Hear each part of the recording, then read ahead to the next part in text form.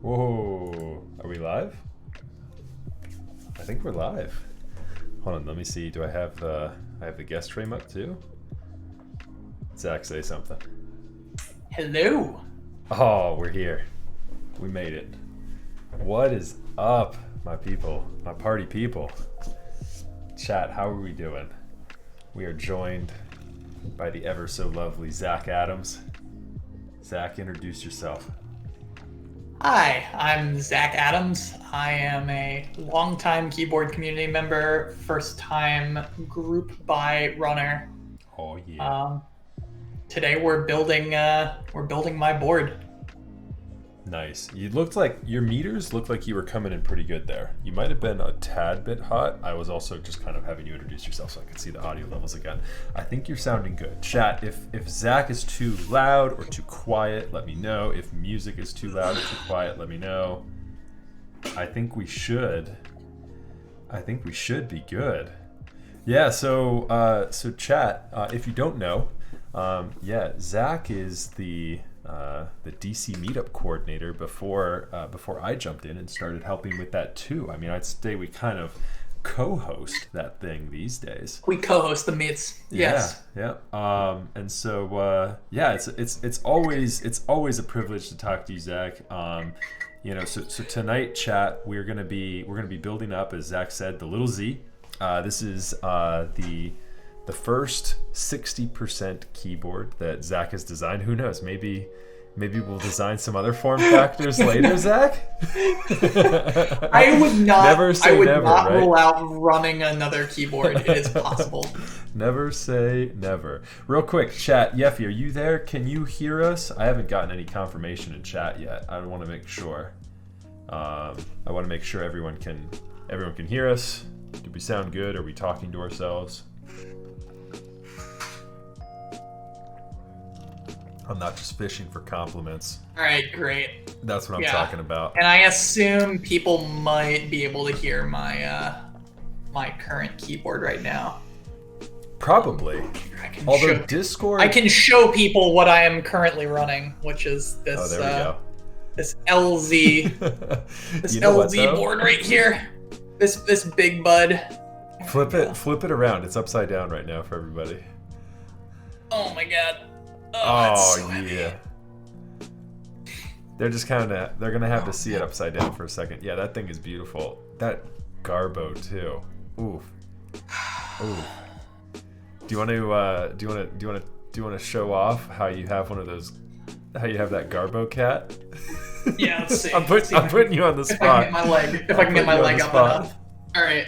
There it is. There it is. Nice. Sorry to put you on the spot like that, Zach. No, you're good. Yeah. So obviously we've got another fellow keyboard enthusiast with us here tonight, and exactly, yeah, we're building up a Bezo board. So this board, the little Z, was the mastermind behind it is Zach, but the where rubber meets road, I guess we could say, right, Zach, is Bezo, and so Bezo Rami did the CAD drawings and worked up the design that Zach had floating around in his crazy brain, and so what was it? 4 months later, 5 months later, here we are. How long? I think it wasn't long. So we're going. It wasn't long. Yeah. We're at 6 months since I came up with the design, and 5 months since I put in the deposit, I believe. Wow. Okay. So just about half a year. That's not a bad turnaround. Yeah, that's not a bad turnaround at all. I've already taken a sneak peek at mine. Chat, if you've watched my stream last week, you might have seen a little sneak peek as well. We're going to be showing this thing off here in just a minute. And not only that, building it up, obviously. What do we have? What do we have here on this clip, Jax? Also, what's good, Jax? Good to see you, brother. And I didn't acknowledge chat, so we've got Atticus up in here. That's what's up. Atticus, Yeffy, Havu, Sabis, Kimoshi. What's up, everybody? Geigster. It's good to see y'all. And then is that Global Milky? Who's Global Milky? That's not Milk, is it? Did Milk change his name on Twitch? What's up, everybody? Though it's good to see y'all. What was the clip, Zach? Did you watch it? I didn't load the clip. Yeah, it's a video of me showing off my tattoo. Oh, nice. There we go. That's what's up. Okay, so Zach, you've been in the hobby since 2014. I'm putting you on the spot again. I believe it has been since 2014. Okay. I would say like mid-late 2014. Okay. So Zach is in the DC area, obviously. I'm just outside it. I'm in the suburbs. And yeah, I mean we've both been in the keyboard hobby. God, combined, we've been in keyboards for about 10 years, Zach. That's sad. Yeah. I mean, I don't know. Every time I look at every hobby I'm in, I realize I've been in there forever. Yep. The only hobby I'm new to is biking. Okay. Okay. But it will soon be forever because I was like, I'm gonna get another bike. Like it feels like I got this bike last month, and it's been over a year. Oh yeah. Okay. Yeah. So I mean, yeah. As soon as you start saying, "Well, I need another one now," and then another one, and then another one, yeah, it's just we all know how as enthusiasts we know how that goes. Also, Ski Bear, thank you so much for the tier 1. I appreciate that. Yeah, and then aside from, I mean, you're a bit of a Reddit celebrity, Zach. I mean, I know that's probably, I'm assuming that's how you got into keyboards. Am I right? No, I got into keyboards. I don't know how the fuck I stumbled into this. I think I just saw an RMK post front page, and I was like, wow, like maybe I should start dressing up my. I had a mechanical keyboard at the time. Yeah, so it was Reddit. You saw an RMK post. I had a Rosewill Arcade 9000 V1 with MX Blues, and I started adding sounds awful miscellany to it. Yeah, I think I was running I probably got some stuff from Tech Keys first. Okay. Maybe Elite Keyboards, random crap, no clacks. And then I got a Varmillo 10 keyless with MX Clears. Yep. And then my next board was whatever that 65% that was run the Tada 68. Yep. And then here's where we go off the deep end. My next board was a Blackbird. That was what. Okay, that's a funny. I think we must have had this conversation before, Zach, because the Blackbird is what actually got me into the hobby. That's cool. That's super cool. I had a VE80. Same as you. It was the VE80, the Vermillo. Yeah, I had with MX Clears. I ran across some Reddit stuff. What I was gonna remark on though was you're a bit of a Reddit celebrity in that you also are a male fashion advice moderator. And so yeah, you've been all over the place on Reddit these days. I mean, enthusiast hobbies all over the place: photography, fashion, biking, keyboards, audiophile. I mean, you're just as demented as I am. A lifetime hobbyist for sure. Easily over a decade in multiple hobbies. And I'm also someone who end games. I know you weird keyboard people. I say this every time. You can hit the end game, and you don't need to keep like a dozen boards. It's not necessary, and it's not worth it.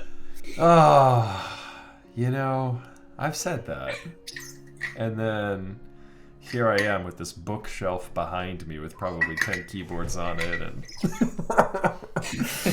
I get, man, it's good in theory. I like where you're going with it, Zach, but I am a minimalist at heart too, but I'm not there yet. I just can't.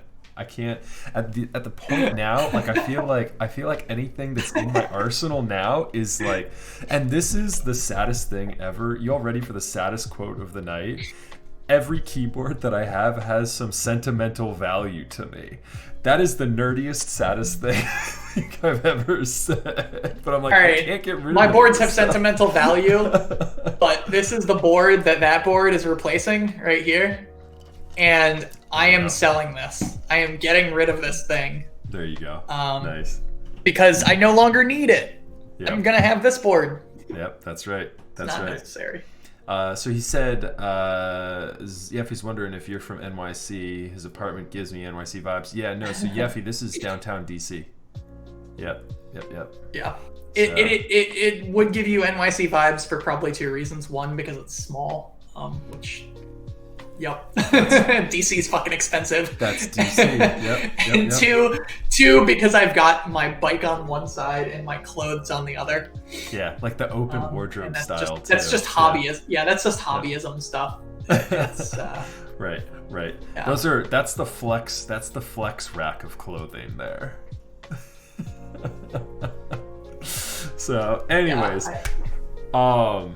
that's a funny story though, because the Blackbird is what caught my eye first. I remember in 2015 I saw a post on Reddit that was a black V1 duck Blackbird with SA comm depths. And I said, this is the coolest thing on the face of the planet. This was like back in the ages of keyboards where there was like one group buy ran a year. And so SA comm depths was like the big set that was run earlier that year, or earlier the year before, and had finally just shipped. And so some guy was flexing his duck Blackbird with SA comm depths, and I remember seeing that.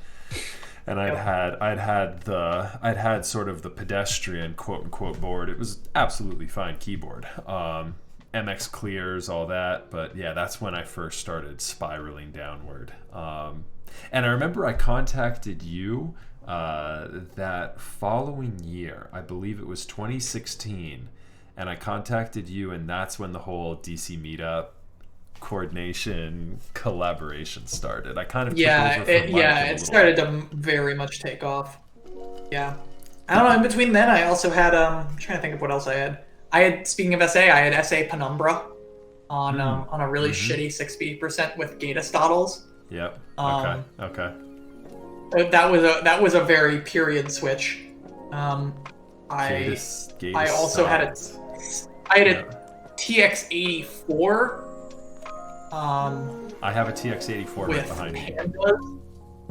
Yeah, I had a TX84 with pandas. Okay. Not holy pandas. I had inver pandas. No, the linear. I had the and I had a VEA with MX linear grays. I doubt anyone here has ever used that switch. MX linear grays are pretty rare. Yep. They're pretty rare. They are very uncommon. Yep. I have a whole bag of them right next to me. Yeah. But yes, I don't even know what else. Yeah. We've been around it for sure. Link me to your t-shirt immediately. Actually, Yeffy, you know what's funny? I found this t-shirt on Amazon. So if you just search like cat t-shirt, you can probably find it.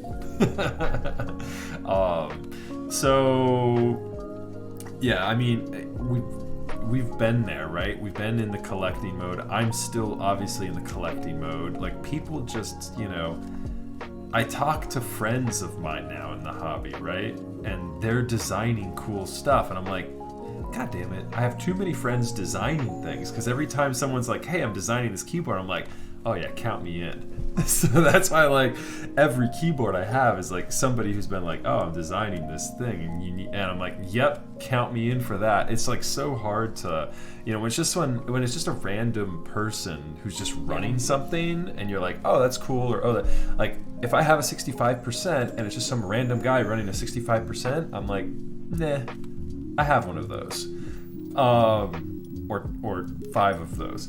But yeah, when it's somebody and you know how passionate they are about it, that's when it gets kind of funny, and that's when you have to have it, and that's why, and that's my only justification for how many keyboards I have. It's stupid.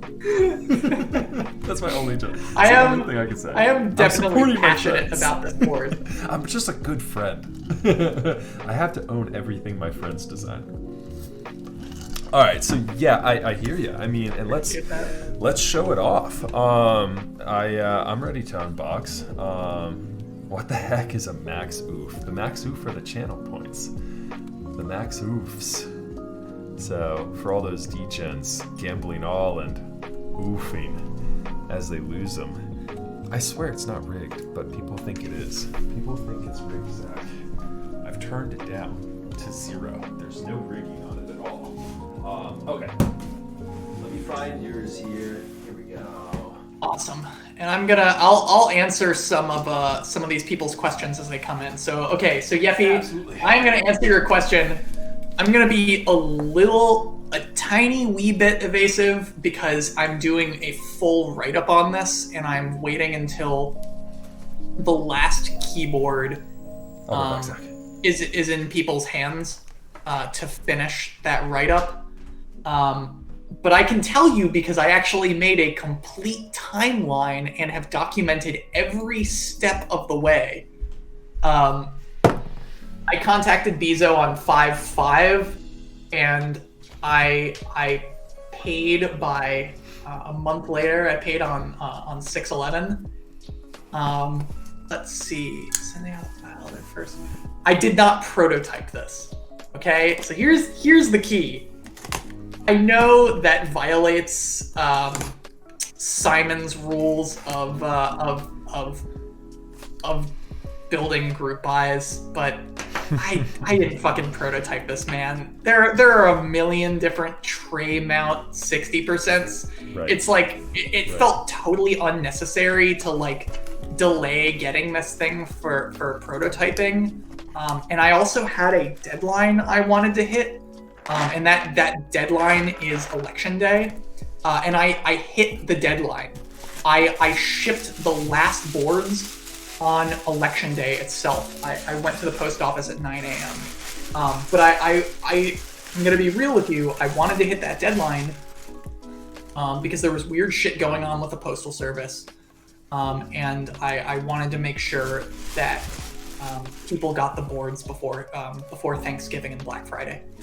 I didn't know you included. So yeah, I did. I got a custom cable from a Redditor, a new person, someone who is building cables in our area. I am going to tag them here. No. Go local. That's all right. I think I'm not missing. My screws were like wrapped up in tissue paper like this, but I don't think yours are.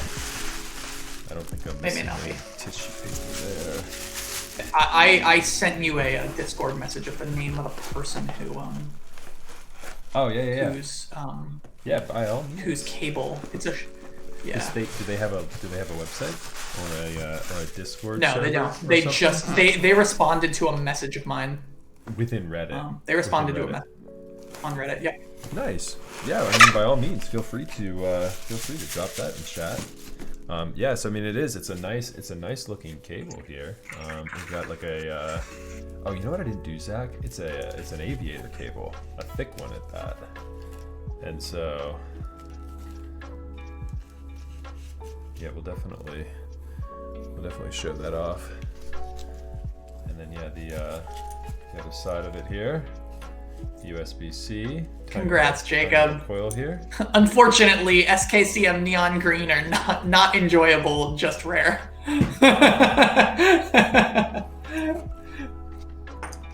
Yeah, they even included.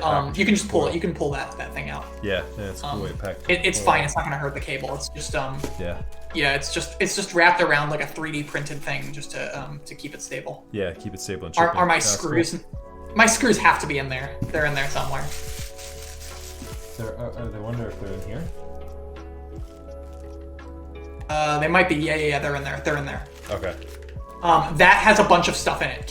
You can carefully cut it open. Okay. It's got a bunch of stuff in it. Gotcha. That's right. I forgot that I was looking at the box and I was like, oh, I'm packing so much extra into here. I need to put these in a flat pack bag instead of the container. Gotcha. I also ran out of containers, and I wanted to make sure that my board got the least extras, and that like all the good extras could go to someone else. So you can take that wrapping on my board, and you can pass that along to someone else. This one? Because one of the other boards that's with you, I believe, does not have the micro suede wrap. Okay. Yep. Gotcha. Yeah. I will indeed pass it along. Nice. Oh yeah. So we've got the H1s. I haven't even built these yet. This is Zach's first go around with the H with switch tuning. I think we were looking at this or the Obsidian ones, right? Oh, Zach, these are gonna be thick. These are gonna be thick, my dude. Hold on, here we go. Here we go, chat.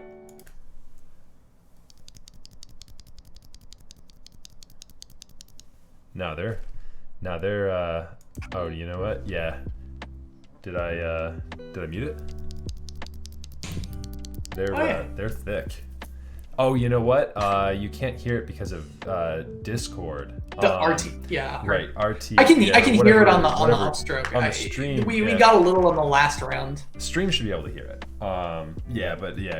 Because Discord is kind of wonky. It doesn't really. It doesn't really allow.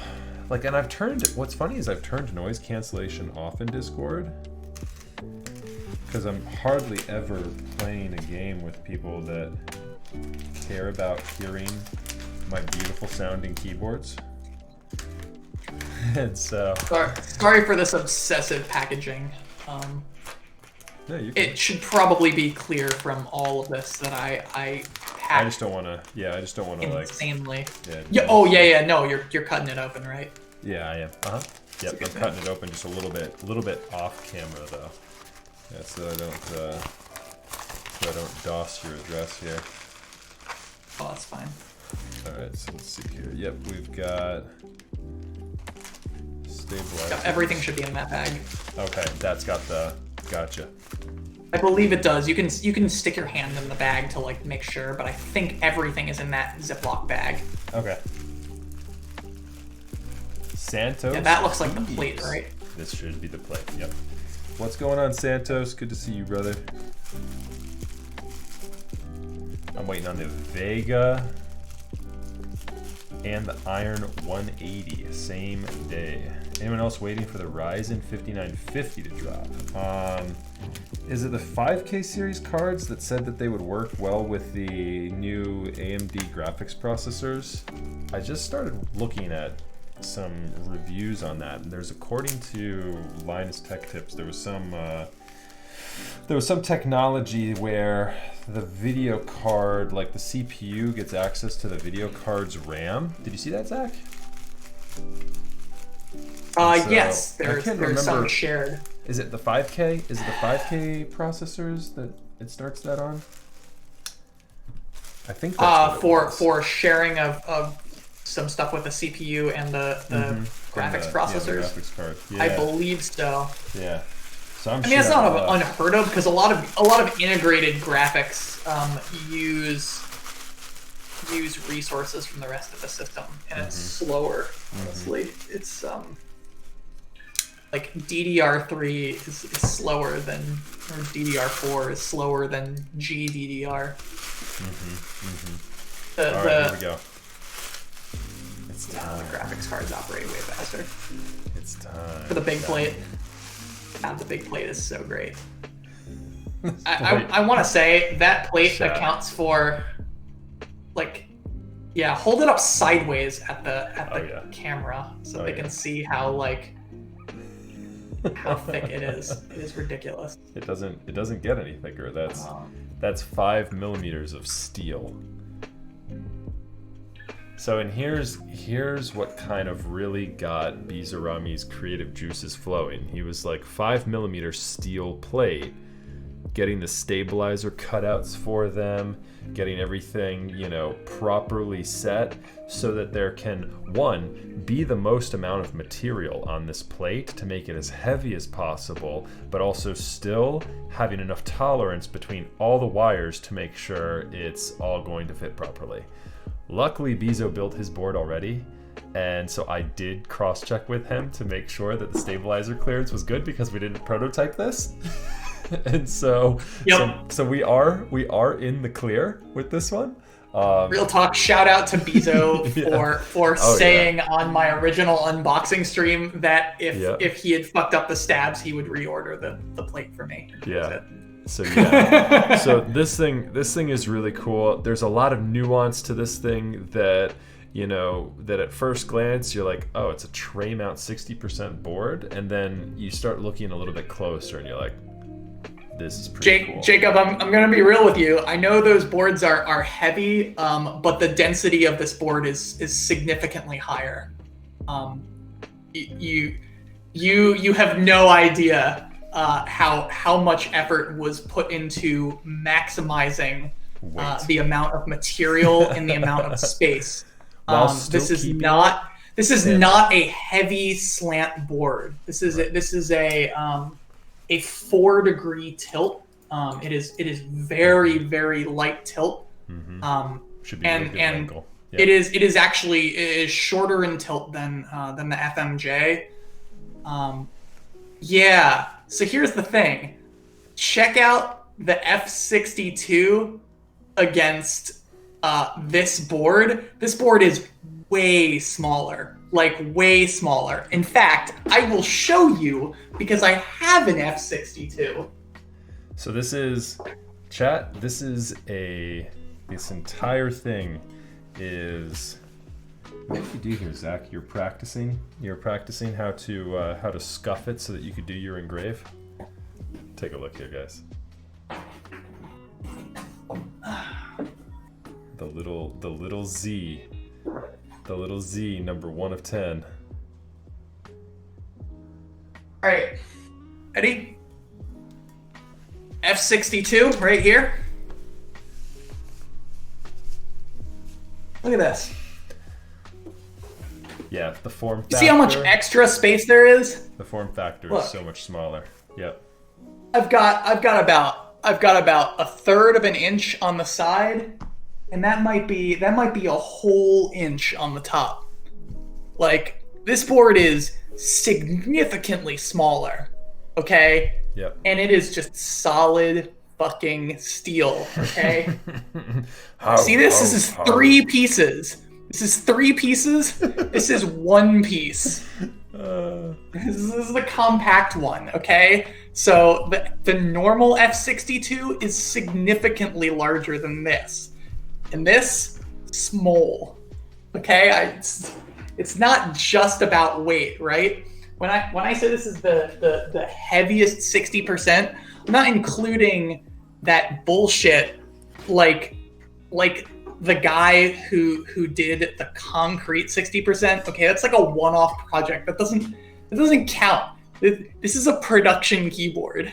6 pounds 14 ounces without a PCB without a PCB in it. So the PCB is going to add more weight too. I weighed mine. Yeah. Mine is like 7 and some change with the PCB. Yeah. So yeah. I mean, with the PPS caps, it's gonna easily clear. Oh yeah. Easily. Oh, easily. It is. Yeah, for everyone in chat, the board is 2,704 grams, with the PCB. And here's mine. The plate is 442 7 grams. pounds 2 ounces. I've weighed them. Yeah, I've weighed them multiple times on postal scales. It's 2704 and 442. You know, for the non-American units, which is the more accurate you need to, scale here. Kill somebody, be it on purpose or accident. Drop that on them. Yeah. What's your? And there's also, I mean, the other thing beyond, it just being heavy. Part of what I'm looking for, and I know some people don't love the tray mount. Okay. 1, this is my prior favorite board, the FMJ, and the profile is highly similar. Yeah, right. I've got a little less tilt by my design, but the other key is this is really simple. There is no extra flourish to it. There is no extra flourish to it. When I was working with Bizo on the design. What I told him is I want the edges to be as sharp as he is comfortable with. And then when he gave me the design, I asked him if we could make them sharper, and he caved a little bit. and made them even sharper. And and then I was like, okay, if you're sure they cannot go any sharper than that, that is fine. What happened? What happened here on your unit, Zach? What happened to what? What happened there on your unit? Was that you practicing your engrave? No. So there's a manufacturing defect on mine. Okay. I think a bit caught. I gotcha. So instead of having a B stock unit, I took that one as my own. Okay, I gotcha. I gotcha. And then there is scratch around that. There's also scratch testing. Right. So there's like a clear hash mark where like a bit screwed up. Okay. And then around that, I personally went through and tried to scratch it so that I can test the coating strength. Yep. Which you then decided to engrave your board with a knife. Yeah, I then engraved. I think it was better than a knife. I used half of a scissors. Okay. A broken pair of scissors, and I acted in there. Von Swoopington just subscribed. There's a name. Exactly. There's a name I haven't heard from, or not subscribed, followed. There's a name I haven't heard in a while. What's up, Von Swoop? Good to see you, brother. The only detail to this board I should add is this. Is this right here? I don't even know. Oh yeah, people can see that. Yep. Yeah, they should be able to. Is the only detail. I have the Z on the top of it. I don't even know if your camera. Oh, focus. Nice. Mm-hmm. Yeah, I've got a lowercase Z right there, in Times Newer Roman. It's not Times New Roman. It's Times Newer Roman. That's the writer coming out in you, Zach. So. Right, let me put this board in my. Yeah, it is pricey. It's a fun. It was fucking expensive. Yeah. So it was. Hold on, I gotta put it in my closet. It was $100 per pound is what this thing came out to, and there's 7 pounds of it. So you can do the math. You don't even need to take your socks and shoes off for that one. So yes, manufacturing costs on this were expensive because it's steel, and it's not just steel. It's Zach will remember. It's high quality steel. It's like a ridiculous steel. I do believe, as far as like the Saturn 60 or something like that. I mean, you can probably gimmick your way to something heavier. But for a standard 60% that maintains in my opinion, 60% quote-unquote layout. I mean, you have something. Is the Saturn a 60 or is it a 65? Because that thing might be heavier than us. But I put specifically, this is the heaviest 60% standard layout. I don't think anything in a standard 60 is heavier than this, Zach. And I was saying too. Yes, that is correct. There exists no other 60% that is that was in production. Because again, I'm not counting the concrete board because that was like a one-time thing. Right. Which respect to that dude, and he was not. That person was also not setting out to make a heavy board. They just thought it was a cool project to do like a concrete board. Yeah. Right. What was? And if is it the Saturn? If someone wanted to. 65? If someone wanted to do this in brass, it would be heavier than mine, because brass is about 8% heavier than steel. But you can't. Or 8% denser. Than steel. You can't. Correct me if I'm wrong. You can't black out brass quite as nicely though.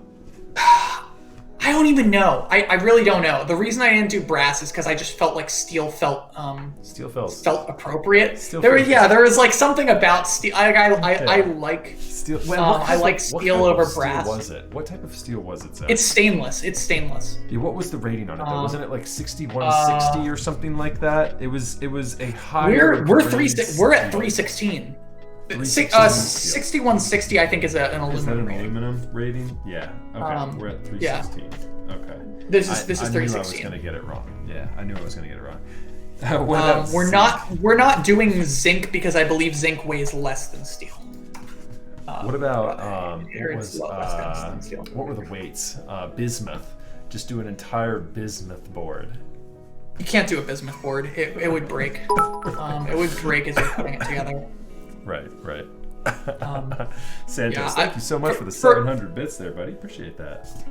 I'm just cleaning up. For everyone looking at this, while he builds the board, I can show you the other remaining board that I have, because I've got another one sitting right here.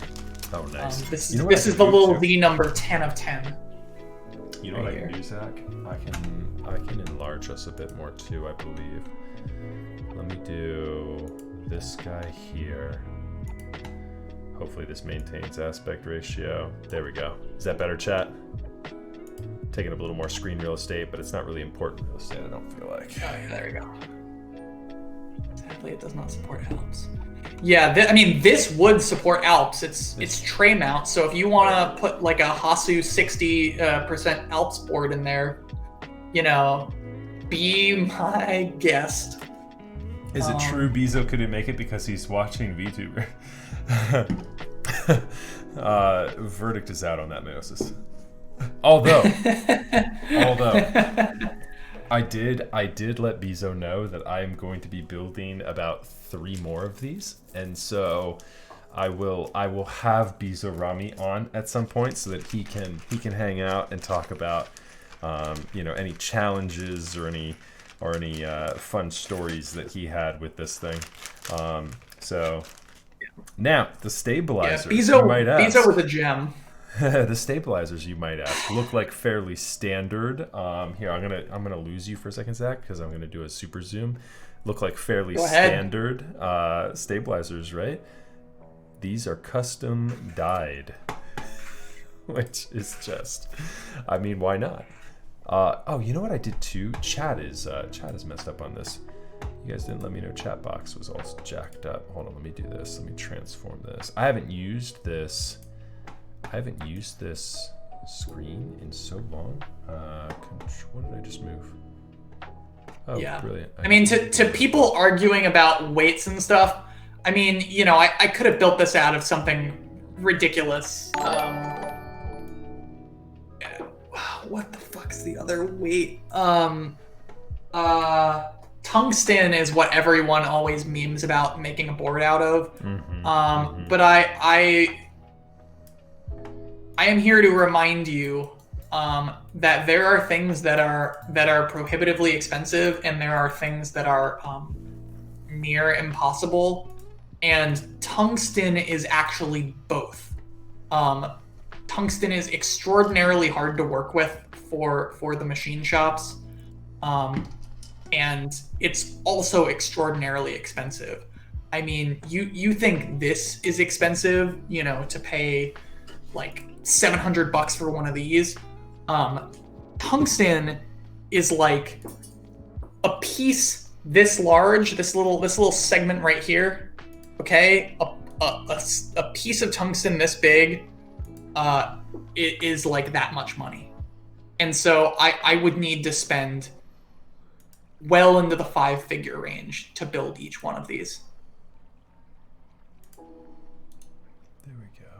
Oh, chat is imploding now. It is like duplicated. No, I just duplicated. I just copied it from another scene. Yeah, so and it's still like way too small. Exact same way. Yeah, chat does look too small on screen. I don't know how that happened. Yeah, you might need a full screen chat to actually see it in a no. You can't see it. I've got it full screen at 4K, and I can't even squint to see it. Well, whatever. Chat, sorry. Show the example again as Max was doing something so I couldn't see. Show what example? Jacob just asked. I'm not sure. Oh, here we go. I got you. Okay, ready? All right. I'm gonna put my hand right here. All right. Here we go. A piece of tungsten about this big from my hand up. Okay, that's like $700 worth of tungsten. Ooh, yeah. That's prohibitively expensive, I'd say. Yeah, it would be well into the 5 figures, well into the 5 figures to build a board that. Like we're talking like 20-30 grand, and it might not even be possible because it might be something that the shop just says no, they won't do. Right, I mean, there also might be some so it's difficult to cut. Yeah. I think there are controls on shipment of tungsten. I'm not positive. I believe it is a toxic metal, and so there are controls on its purchase. Okay.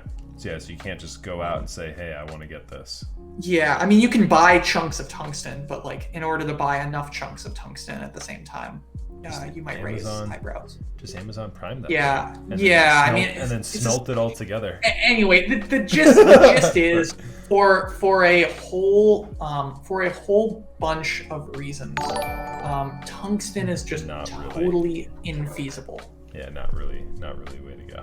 So, anyways. Brass, you might be able to get a heavier result. Brass you can do. Brass you can definitely do. But steel, you get a cooler result. It's not gonna, brass is not gonna, even if you do, so say you did brass and you wanted to accomplish the same aesthetic that we had here, Zach, you would have to PVD the brass. Could you PVD it? You can PVD the brass. Coating? Yep. No, you can PVD the brass. Okay. I believe it is just more expensive to have purchased the brass. It would have been, I don't know, 10% more expensive and 8% heavier. Yeah. But I didn't care. Steel is just. I wanted it to be steel. It's like it's like I've made my choice. It doesn't have to be the heaviest possible keyboard. It just has to be the heaviest available keyboard. Right. And it absolutely is that.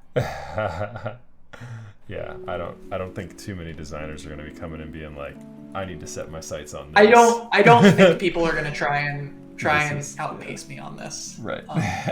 They would be stupid too, because I'm an idiot. Okay? Right. Like, they should not be trying to compete with me, a self-professed idiot, on who can be a bigger idiot. No. If they want to, okay, I issue you a challenge, idiot designers. Okay, right. If you want to build a heavier keyboard, good for you. Go for it. You do it. Yeah. You have my blessing, with my encouragement. Right. Here, I can try and show some of the bottom of this board. Yeah, with those cutouts are visible. Yeah. You can see some of the cutouts in the light. Here we go. Am I moving this the right way? No. Hey, and Zach, we're doing standard shifts on both sides, right? Or do you want to split right shift? No, it's split right shift. There's an image in our Discord. Okay. Gotcha. So you're doing There's an image in our Discord so that you are not there is no confusion. Okay. That you sent to me? Yeah. Yep, I sent it to you. Okay. Just so I don't have to look through especially it's two view, standard right, normal enter key obviously, and a split right shift. And a stepped or standard caps. I'm pretty sure standard right. Caps. Oh, you're doing standard. It's standard caps. Yes. Standard caps, gotcha. Standard those caps. I opened up those PPS caps. They are so thick. Yeah, it is standard caps. Okay. I usually do stepped, but I think I'm probably wrong to have done so in the past. Okay. So Dreamscape, we're joined tonight by Zach. Zach Adams is a DC local, a good friend of mine. We've been buds in the keyboard hobby for several years now, and tonight we're building his keyboard. And so he designed it, Bizarrami manufactured it, and he's joining us to just chat and kind of hang out. Go ahead, Zach. I'm sorry. Oh yeah, no problem. What was I saying? Sorry to cut you off. I figured we'd probably had new people in chat. Yeah, and God, so it'd be good to reintroduce you. Okay. So here, this might be a hot take for the community, but hot take. I think stepped caps is worse. I used stepped caps a really long time, and I think it's worse than standard caps. The advantage of stepped caps is if you want to use a classic PBT set, like a Cherry OG die subs, right, you have to use stepped caps. That's what I'm all about. Okay, that's a really strong advantage. If you don't plan on ever using that or emulating that that style, I think stepped caps is worse because because it's less stable. You have a non-centered stem on the caps, so it's automatically less stable. That's true. 2U right shift and enter key spacebar. We're good. Wait, no, it's 1.75 right shift. Right shift. Right. Yeah, no, I know. Yeah. So I've got the left shift. I've got the left shift, the enter key, the backspace key, and the space bar. So I'm you're just counting them. Okay, I'm just done. Okay. I'm just counting, making sure I'm done with stabilized. Yeah. Sorry. Nope, you're good. And so one, it's more stable, and two, I think it's more aesthetically pleasing. And the reason for that is that then all the caps in the row have a uniform height. I think that it is visually weird to have stepped a stepped caps. I'm the opposite. And I thought a really long time about that, and I came to that conclusion for myself, and it's entirely personal preference. Yep. But yep. You know, I've got my my only other boards at this point are my Model F and my Alps GH-V1, and they're both standard caps. Yep. Okay. And I don't think I own a single keyboard with a standard caps lock. And I think stepped caps. This indicates to me that stepped caps was probably something that came about from Cherry. Yeah. Well, there was all sorts of funky stepping that they did with even having both sides of the keycaps stepped on those old Doge on those Dolch boards. There were several terminal boards. They have both sides stepped on the Yeah, they've got both sides stepped on the G84s, the ML boards.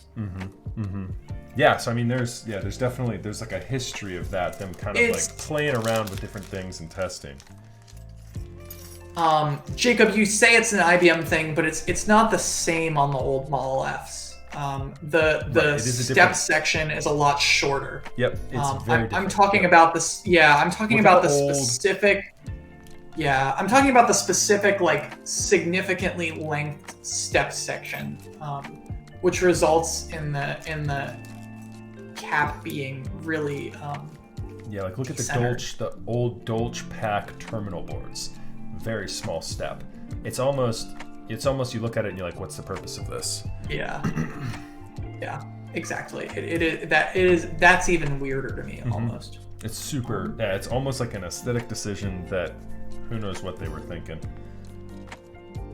The LSD infused era of the 60s. Jacob, I'm not disputing the age or origin of the stepped. I'm just saying I think it's weird in all capacities, and I think that the modern step is like a Cherry thing, right? Like people use that because they want to use Cherry die subs on their board. Correct. Yep. That's why people do it. Yep. Or just like the look of it. You know, some people will like make the argument that like, oh, my finger was hitting the caps lock key, and that I just mean that's where its popularity came from. People want to emulate the Cherry die subs. Right. Yeah. Exactly. And I honestly think anyone who doesn't agree with that is either lying to themselves or hasn't been around the community long enough to know that. Yeah, it's all about that OG look. That OG look. Yep. So I don't think I have a single keyboard in my arsenal that doesn't have step, because I want every keyboard I ever make to be able to use those OG caps. I've got enough OG keycaps that compatibility on that caps lock becomes an issue if I don't have stepped. And so I think because of that, I wouldn't be surprised if GMK early days was like, hey, we need to include a stepped caps in all of these because everyone's building their keyboard for stepped caps, because up to date, all they've been able to put on them, or what they've been wanting to put on them, are like G80 double shots and G80 die subs, and you know what I mean? And so yep. Yeah, when GMK first hit the scene, I bet that's why they always included it. So I wouldn't be surprised. Yeah, exactly. A lot of it is preference, though. A lot of it is just preference, and opinion, right? You know, and so I frequently say on this channel, Zach, everyone's entitled to their opinion, but if it's not what my opinion is, then you would be wrong. You would be incorrect. I accept that my choices here are wrong. That is a known. Where did we go wrong, though, Zach? That's where it all. I mean, what can we trace? Where did I go wrong? I can tell you where I went wrong. There are many identifiable points where I went totally wrong. We don't need to get into too much detail there. We can leave that one open-ended. I mean, just take one look at this project, and it's just like, you can see I had a stupid idea, and I took it all the way. I took it all the way to the bank. And I took it all the way to the bank and I made money. I took it all the way to the bank and I lost a bunch of money. It's like one of those little bits in like Family Guy where they just like run it into the ground for like 15 minutes. So at first you're like, it's not that funny. But then after 5 minutes of it, you're like, it's kind of funny now. So. By the way, all right, to people who are wondering about these weird fucking stabilizers, they're C3 equal stabilizers, but I've dyed them. I used RIT dye. I used RIT dye Poly Plus, and I simmered it at 200 Fahrenheit for 35 minutes, stirring by hand. Because the N9 colorway was not dark enough. We're going for true black. These weren't even N9. The N9 is not dark enough. They need to be black. So I used black. Blacked out. They need to be black. Blacked out. Completely. And I wasn't gonna use cherry. I wanted the cool new stabs, and I also, I didn't want to have to buy multiple stabs. And I had black dye around. Like I'm really into clothes. I have black dye around so that I can dye stuff. You got a lot of black. And lo and behold, synthetic clothes dye also works on poly and nylon and UHMWPE, all those things, all those materials. They all totally get dyed by the synthetic dye. It worked great. I was afraid when I was maybe 10 or 15 minutes in, and they were looking all purple, but nope.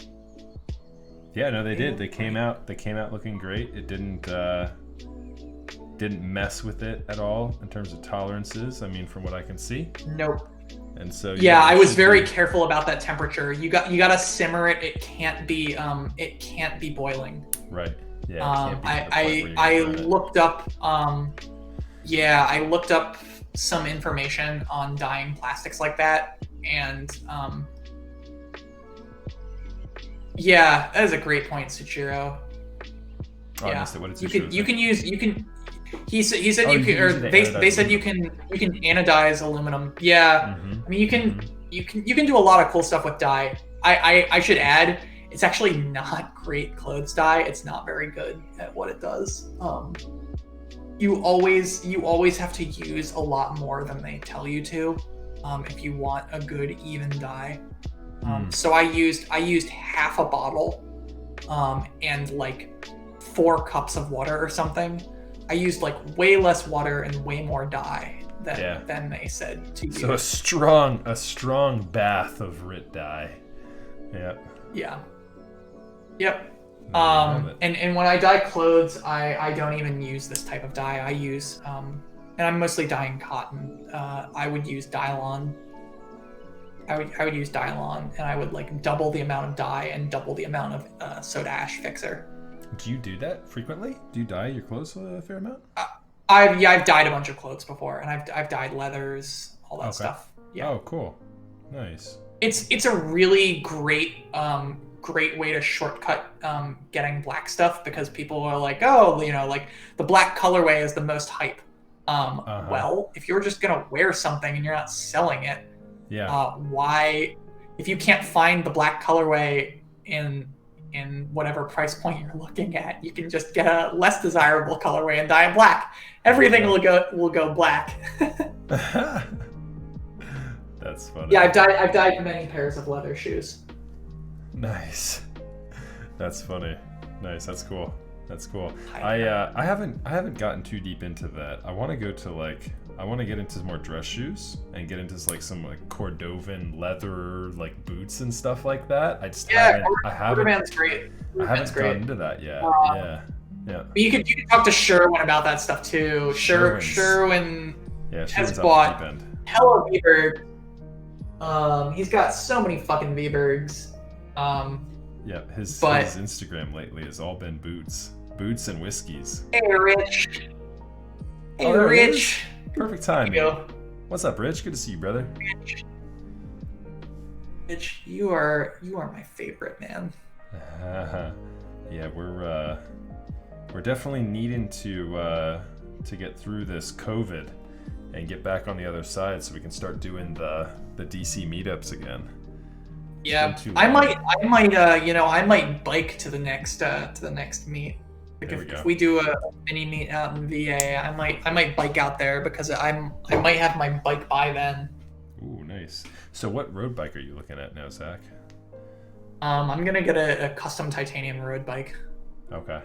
Nice. For the random bike people out there, I'm gonna do an Ultegra disc brake titanium bike. I know we talked about it. I just want to bring it up so you could show it off. Do you want to link pictures of this thing? Because that, like, what you showed me. You mean my current bike here? I'm not gonna bike out on this thing. No. The specialized bike, the specialized road bike you were saying. Oh, I'm not. Christ, I'm not getting that. Oh, you're not? Okay. Christ. No, hell no. Okay. I will link that in chat because it's goddamn beautiful. Yeah. It is beautiful. But Jesus, no.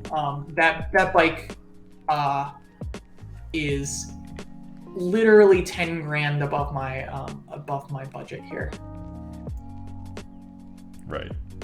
Yeah, it looked pretty gnarly for sure. It's not 10 grand for the bike. It's 10 grand above my budget. Right.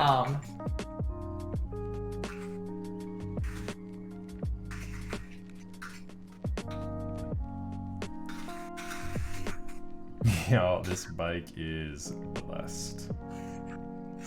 It is an incredible looking bike. And this is coming from a mountain biker who's not into road biking. Zach sent me this link, and I was like, yeah, that is a cool looking bike. Yeah, I'm going to evangelize this fucking bike to everyone because the keyboard community needs to listen the fuck up and, like, figure out how we can get coating, like paint coating of this quality. Oh, like, yeah. This paint quality next level. Vastly exceeds even the best that we have. Like, Caustic Customs, look, it's awesome, right?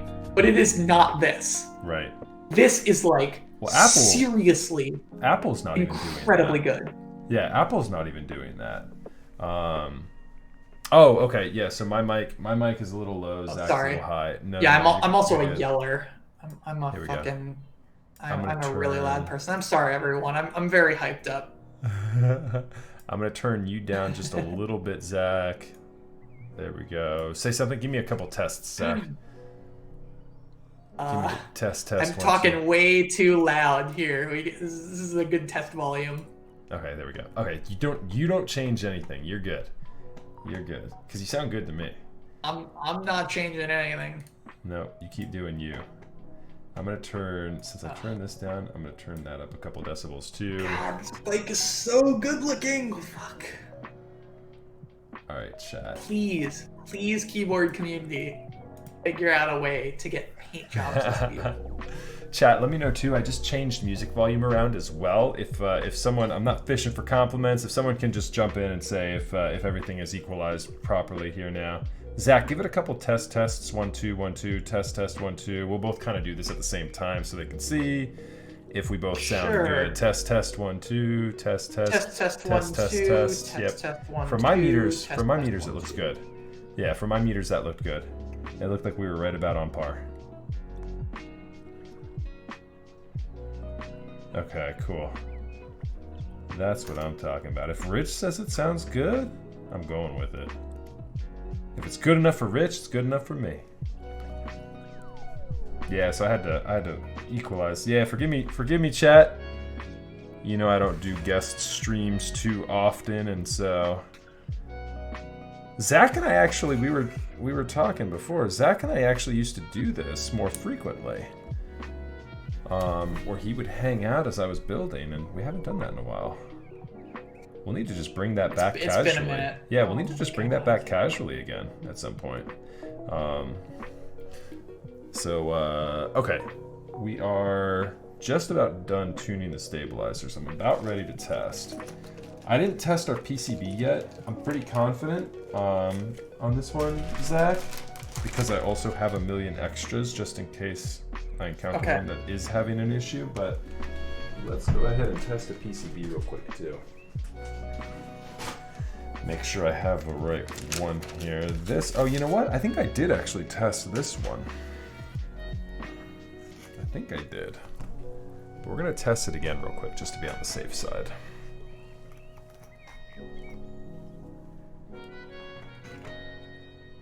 I want to get my first custom anode job, says Rich. Got the Jane 1.5. Oh, you got the what was it? The Mechanisk? The Type Machina, right? The Type Machina Jane. Those are pretty cool. Rich, we actually, I say we, Jason and I just sent a Blackbird. Hey, there you go, Zach. We're working a Blackbird build. We actually just sent a duck Blackbird to OC Customs, OC Custom Coating, over in the Orange County area, obviously, to have them put it near the camera, please, so I can oogle. Here we go, Patsy. Let me do this. I just was lubing, so despite Zach already having his fingerprints all over the board, I don't really want to. Put your fingerprints on it. Max, I really don't care. You feel free to do whatever. It really doesn't matter. God. Look at that, Pudsey. I would never care about that. Never. I mean, I've got some Crytox on my fingers right now. Yeah, it's not scuffed. It has machining damage, it also has some scratch testing, and it has some hand etching. So it's all of those things. So mine is close to perfect. I even have a better engrave than Zach. Zach, I'm taking my headset off, so I won't be able to hear you for a second because I'm gonna grab mine and show chat mine. Yeah, Max's engrave is good. I had much better practice. I get the Crytox fingers on mine. Look at my engrave looks better, Zach. Yeah, your engrave does look 3 way of 10. better. But yeah, the finish on this one turned out really, really nice.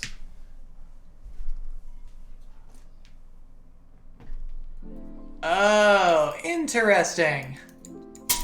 Welcome to the stream, Dave, I think. I'm pretty sure.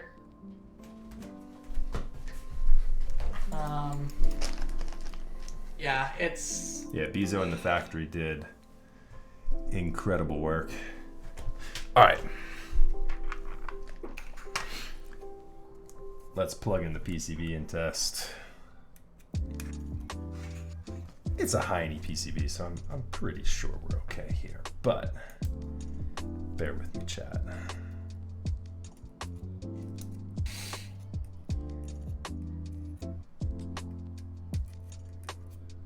Oh, I was gonna say I couldn't see the thing for a second, but I see the tester now. Nice, nice, nice. Mm-hmm. And you've got my layouts available as well. Wait, I didn't hit QAZ. Uh-oh. Did something get bridged on this one? Maybe. Let's see if it happens again. Nope, it looks okay there. Did I hit QAZ and not know it, chat? Was that up there on switch, on the switch hitter before? I mean, you could always just reset switch hitter and hit the first column a couple times over. Mm-hmm. Once you've gone through them all. Do like a targeted test. Yeah. Yeah. It also may have been like him touching it too, so we can just run that test a couple times. Yeah, probably. It probably is. Why is that red? Because my tweezer hits it and it gets noise on it. The old EK switch hitter app has built-in chatter, and so if a switch is soldered in, and a switch is going to be a lot more consistent than me with tweezers hitting one pin or two pins or kind of getting a little bit off, and so a switch is going to actuate both pins at exactly the same time. My tweezers might hit the pins at different times, and so the EK app actually picks up on that and turns it red if there's some sort of issue with it. Gotcha. Yep. So. Yep. Yeah, nothing to be alarmed at there. And control. That looks good. Let's reset this and do the top row once or twice more. You know what I might have hit, chat? I might have actually bottomed out part of the USB here with the tweezers, and that could have actuated this entire line without knowing what the traces look like on I would try to hit Q a couple times. Yeah, so Q definitely shouldn't be an issue because I'll try it though. Because I didn't hit Q the first time around. Oh, okay, you hit. I hit a numro key that actually did it. So yeah, I mean it looks good. It looks like it's working okay now. Yeah, it looks good to me. I'm pretty confident. Okay. Yeah, I'm pretty confident. Good. This looks good to me. We're good. We're in the clear.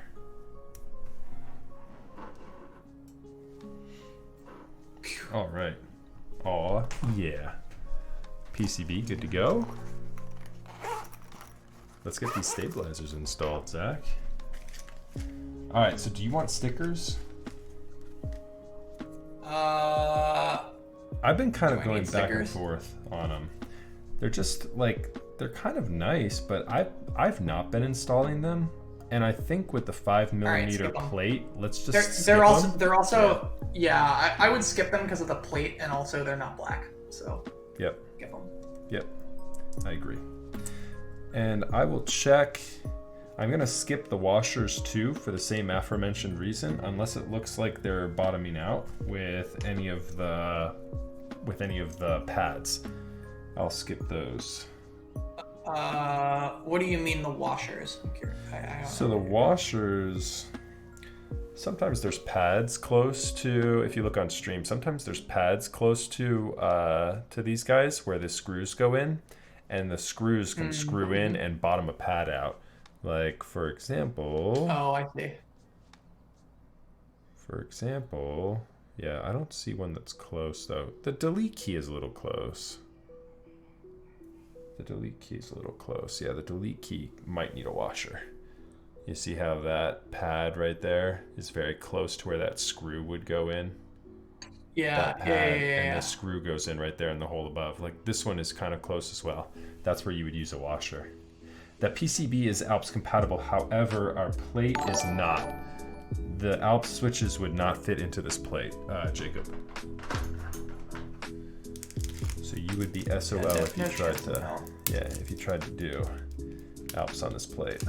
And there's a good reason for that. If we were gonna do Alps, Alps is a larger switch. You wouldn't be able to get as much material. It's a larger switch. And we would have had to nix MX compatibility if we did Alps. You'd have to do one or the other, I feel like, with this plate. Exactly. That's what I mean. We'd have to do either MX or Alps. Right. Yeah, right. I would not do both. Yeah. And what I was saying is that the Alps housing is a bit larger, and so you would actually lose out on some much needed material, i.e. making the plate lighter, i.e. not getting to our targeted 7 pounds of weight. Yeah, it would have been much harder to hit the target. Someone asked much earlier about like the I've been missing a little bit of chat. Rich, if you Google, I'm sorry, Zach, keep going. If you Google, I was just going to tell Rich real quick. If you Google OC Customs, you can find their website. I've also been working with a couple of their staff members, Rich. So if you have something that you're looking to get done, like for example, the Blackbird, they quoted me $150 for both halves. So really, really reasonable cost. Go ahead, Zach. I'm sorry. Somebody said something in chat. I was going to say, someone asked earlier about the plate. The plate is definitely a serious part of the complete board. It like the board would not be the same without this plate. It's an everything compatible board. Just for old time's sake, for a tray mount board. But if you want the best experience, you got to use this plate. And this plate was a quarter of the price of the group buy. I don't know how many people in the group buy did that math, but the plate was a quarter of the cost. That's how much of a pain in the ass it was for them to cut this huge fucking plate. It's difficult. Yeah. Well, and I'll show the detail of the plate again. And then coat it in PVD. The plate coating is actually like significantly better than the board coating. The plate coating is incredible. Yeah, the plate coating actually, I wouldn't. It actually is kind of noticeable. It is really good. The plate coating is drop dead. The plate coating is like maybe one of the best coatings I've ever seen on a keyboard. I'll show it here in a second. Yeah. The board has some weird rainbow stuff on the inside corners, which no one should give a shit about because it's on the inside of the board, but but most of the plates are pristine. Yeah. I mean, I was very impressed. Tiniest brushing in some of the really big. Yeah, I was very impressed. I also put the shittiest plate in my board too. Like I went and found the shittiest plate in the buy and the shittiest board in the buy, and I picked those as my own. Which every group buy runner should do. You should be putting the other buyer's stuff in quality before your own stuff in quality, because it's not about being self-serving. It's about like making sure everyone has the best experience, and like you are a true champion. I mean, if you're not happy with the stuff that you've got, like, well, then I guess you have QA issues. Like if I had more than one, so the contingencies here, right? It's a 10 board buy. The contingencies are if one board is B stock, I take that board as my own. And so that's what we've got here. If 2 boards were B stock, I would first offer B stock to anyone who wants to volunteer or if they care. If they don't care, someone else can take a B stock. If they do care, then that second board becomes the B stock that I sell as my extra. But we didn't even have that we only had one that was B stock. Yeah. One plate and one board were B stock, and I took those. Nice. And then the rest of them are all A stock for sure. It's peculiar. I mean, that you even took that extra step. You know, some people would say, well, the extra can be the B stock one. You know. Yeah. Yeah. You even went that extra step. And I do have a side additional reason for that. Is like I'm gonna have to sell that extra, and I don't care all that much about the B stock. Sure. And so I would prefer the extra to be A stock so that I hear that I can get more money out of it. I'm the same way because again, I'm in the hole for running this fucking buy, so I would like to sell the extra for the most I can get. Maximize profit on the extra sell. I'll be right back in just a second, Zach. Keep chat entertained for 2 seconds. I'm just gonna wash my hands, and I need to get a drink. Maximize profit. God, that assumes that I'm actually making a profit. Negative money, not profit.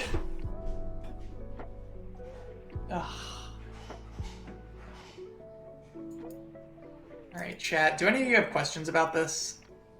I doubt that. No fucking idiot is gonna pay $3,000 for this case. It's just not gonna happen. But if you all have any other questions, I'm happy to answer them.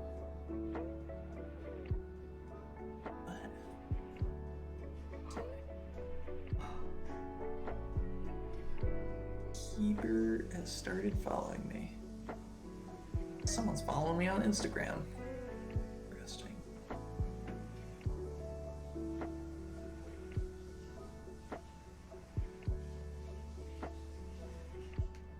What bike is that? Oh, this bike right here is here, I'll show this on stream real quick. Ugh. This is a fun bike. Sorry, my headphones or my back thing is also caught. All right, here we go. All right. This bike right here. I'm back. You're asking about the bike. And now I can hear. This bike is a Rodeo Labs Flanimal 4.1. It is a black steel bike. Nice. It is a gravel all-road adventure bike, and it is very, very fun. That's a cool bike. Is it particularly fast? No, it's not. It has a lot of heft to it. That's what my heart tells me. It is not built with with weight savings in mind necessarily. It's got an internally geared hub. It's got a front dynamo to power the headlight and tail light. I mean, it's got aluminum on all the finishing kit. You know, that saves some weight, but it's not carbon. Yeah. It's a steel bike. It's a steel bike. It's not a light bike. That's correct. You could throw it. You could throw it down the mountain, and you're just fine. I could throw it down the mountain and it would be fine. It might bust my wheels. I've got aluminum wheels, so it would probably bust my wheels. But you would break long before it would. That's how I talk about my hardtail. My hardtail is chromaly steel. It's by a company named Chromag, and they make fantastic hardtail mountain bikes. They're out of the Northwest BC area in Canada. And yeah, they're incredible. They're the same. They're right after our hearts, Zach. They're all about just attention to crazy, stupid detail. So, I need to do all of.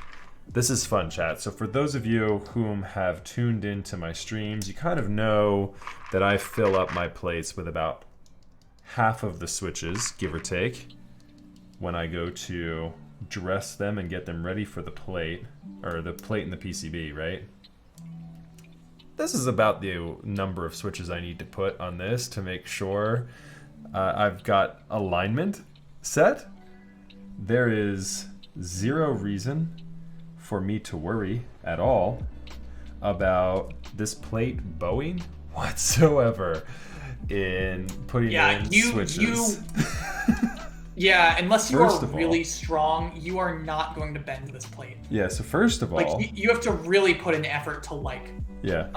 Like, you have to, like, step on it or something. Right. So first of all, it is... what do I have here? What's going on here, Zach? What do I have? Oh, did I screwed in the spacebar into the wrong spot. That's why. I'm like looking at it. I'm like, why does this look like it's a little bit off? That'll do it. I screwed the spacebar into the wrong. Wait, does the H60 have an alternative spacebar position? It does. It has two 7U spacebar positions, which is that's some next level design. Oh, I know why. It's because of the. It's because of the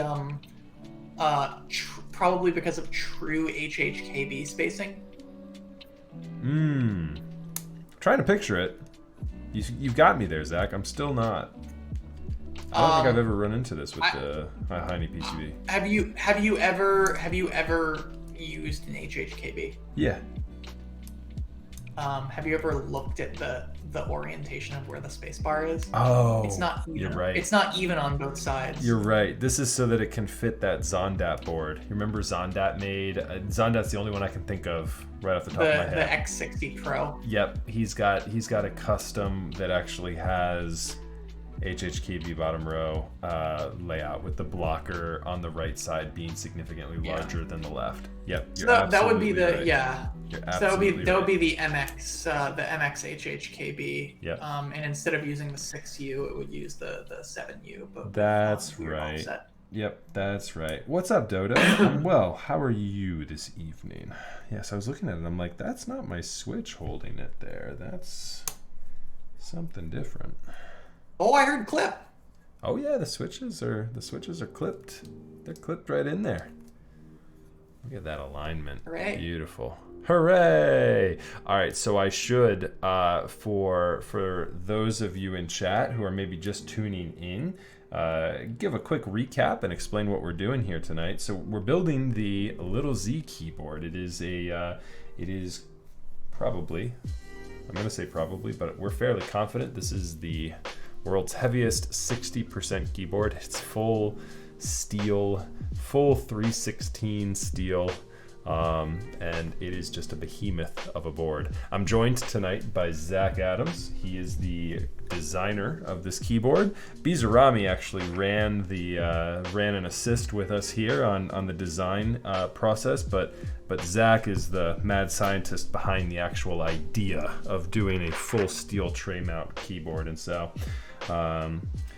Zach, among keyboards, is a lifelong enthusiast of all things hobby-centric. His interests run deeper than the Mariana Trench and are more varied than a snowflake. And so I think I've got Zach just about summed up in a single sentence there, right?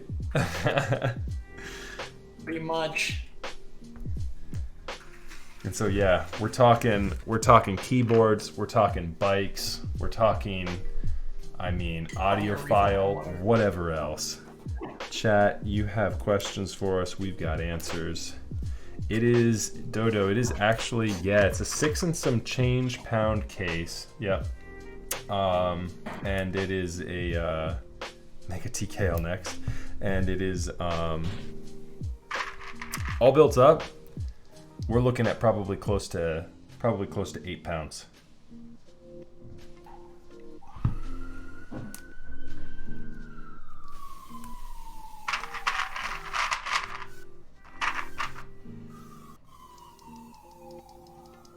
Been looking for a board to bench. Yeah, you could probably get a workout with this one.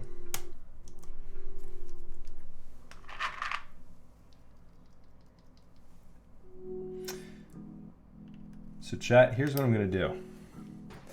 I'm not worried at all about alignment on this because this plate is fixed. One of the things that Zach did in order to ensure that this thing was going to be stable and heavy as possible is that he has a fixed layout on the plate. And so I'm just going to go ahead and pop some switches on here, or some keycaps. I'm gonna put your keycaps on real quick, Zach, and then I'm gonna take them off when I flip it over to solder so that I don't scuff your keycaps. But I want to hear what the stabilizers are gonna sound like with the real deal. So cool. these PPS caps. Oh, make sure you use this opportunity to make sure you've got the correct.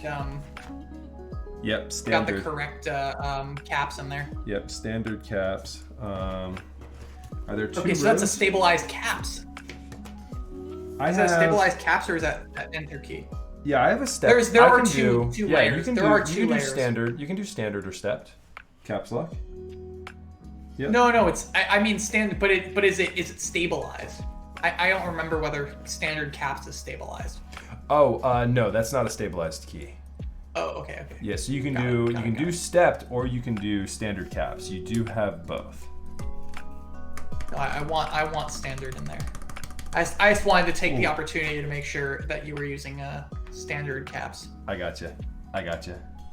Nope, I will indeed be using a standard caps for you for sure.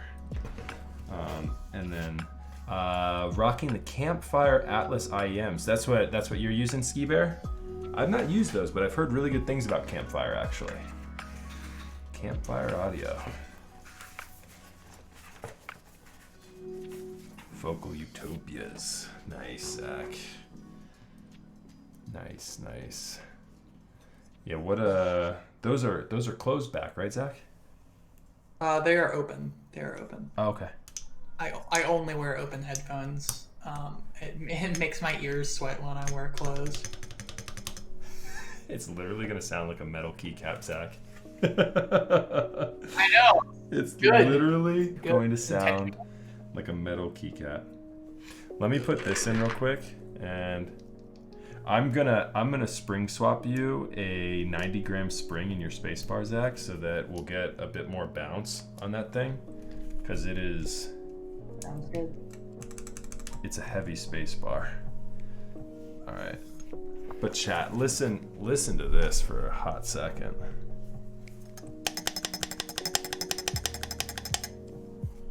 Ooh.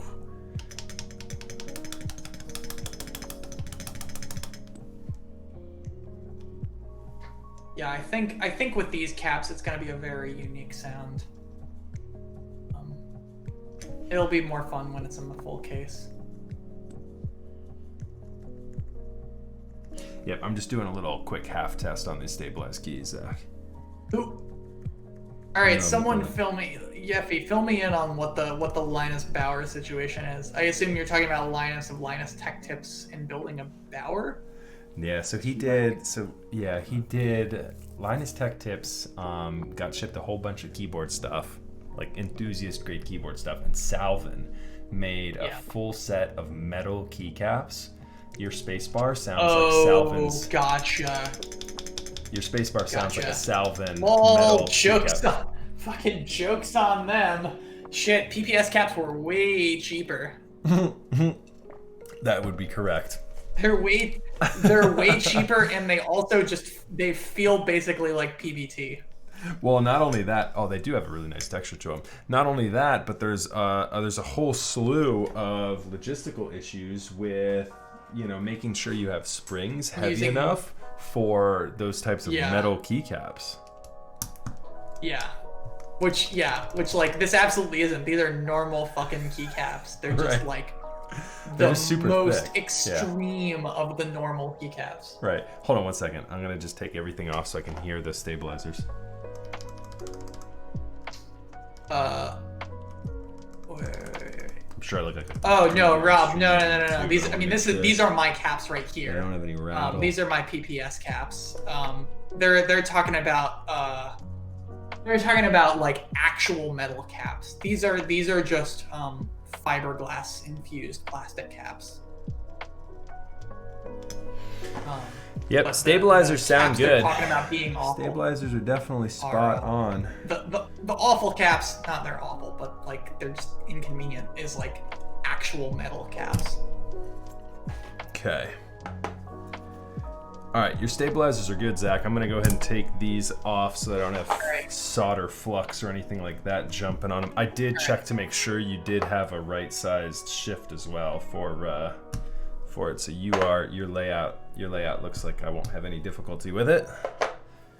All right, and then I want to do. It's the split right shift, full backspace, standard caps, standard left shift, and 1.57 bottom row. Yeah. Yep. I got you. Okay. Perfect. I just absolutely want to get a heavier spring on this. I'm going to use the typical 90 grammer. Yeah, like that Bauer build would have needed like 180 gram. Careful with the film, by the way. Yeah, I see it. I've got it, mate. This gives us an opportunity to see the level of insanity you went through to make sure everything was blacked out too. There's the black springs right there, chat.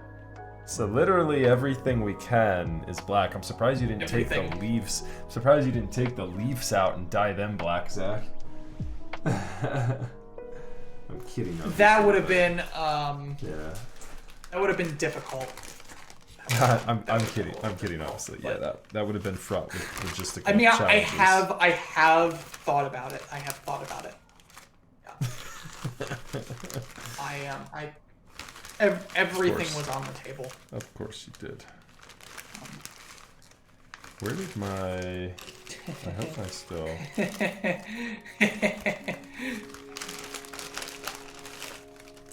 That's true. Fortunately, you can't see the QC sticker once the switch is in. But that is a solid point. That is What happened? I mean, I would have considered that. Did I leave the QC sticker on it on accident? What happened? You did. I always do that. I always do that. I don't. Yeffy always gets on me about that one. Is it Yeffy who brought it up? It was Yeffy, wasn't it? No, it's super user. Oh, Michael brought it up. I appreciate super user. Where is it? Where is it on the plate? Oh, it's on the inside of the plate too? You guys didn't tell me in time. Do you have to remove the stabs in order to do that, or can you just pop it off? I can just pop it off. Oh, okay. Yeah, definitely remove it then. Although I might need to remove these switches that I put on because this plate is such a behemoth. Oh, yeah. Because the switches are...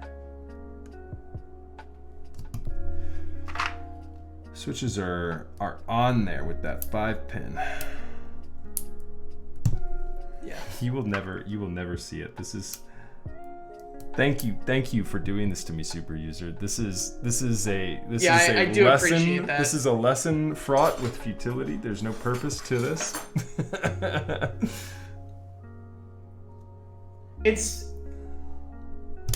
You do it because it's right, not because you can see it. Okay, there's a human lesson in there. What, a QC sticker? See, that's the thing. It doesn't bother me at all. It doesn't bother me at all. It bothers me a little bit. It does bother me a little bit. You know what I'm gonna do, Zach? Yeah, I know it's on there. Well, I could see it from the beginning. I could see it, but I appreciate you. I wasn't gonna say anything, but now that it's secretly? Like actually, yeah, now that it's known. You know what I'm gonna do for you, Zach? When you're not looking, I'm gonna desolder this thing, and I'm gonna take every QC sticker from every other PCB and slap it in between areas on the PC or on the plate underneath where you'd never find it. You would never find it. and yeah, I'll be the only one. I'll be the only one that knows. There we go. Don't you love the hydrate command in chat? I don't know if you were hydrating just as soon as that popped up as well, but I just drink water constantly. Dude, you're better than I am then, because I constantly forget. Constantly drink water. I always joke, I need chat to just like follow me around and everything else in life. Tell me to hydrate. I constantly need a group of people telling me how to live my life and be a, healthy human being. Here we go. I'm saving this QC sticker because you know where it's going at some point. No, I'm kidding. I wouldn't do that to you, Zach. All right.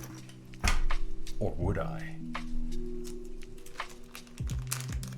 Let's get a 90 grammer in here. Sorry, Zach, I don't have a black spring for your 90 gram, but it is. Okay, I understand that one of them is going to be. Yeah, but I do think it will be worth it. From a feel perspective, I think he will thank me for putting this in. I think that's acceptable. It'll be a lot poppier. Because what's the spring weight on them? 69, right? LOL. 69. Yeah, 69 gram springs. Got him.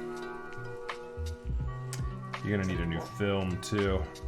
It's okay. No. I got you. Oh, don't worry. Okay. I got you. Oh, I got okay, you. okay. I have a black switch film for you as well. Do you have a black TX switch film or something, or black desk keys? I have either. Oh no shit! Wait, do you actually have desk keys? I have both. Dude, you're talking to like I do this. Yeah. Wait. Can I opt for desk keys? Because I have desk keys and all the other ones. Yeah. That's fine. I know that I'm being like completely. No, that's I got you, dude. I got you. This is a nice chill stream. There we go. Despite Zach running me through the ringer here, Origate thinks this is a nice chilled stream.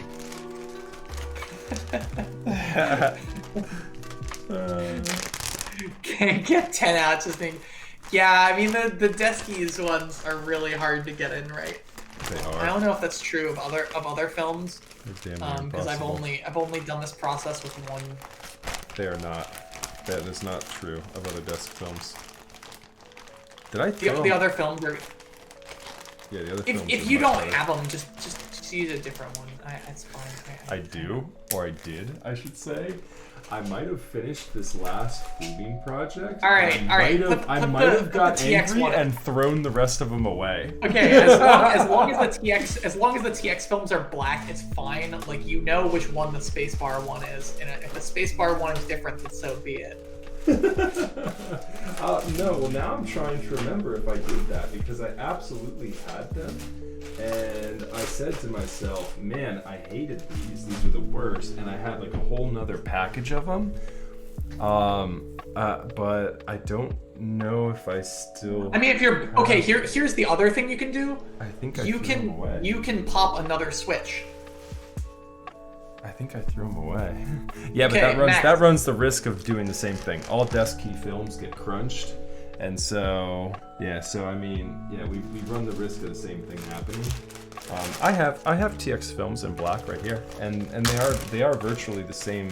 They're pretty much the same, right? I mean, there's not much. Let me just make sure I get the right one because I have the thick ones and the thin ones. I want to make sure I get the thin one.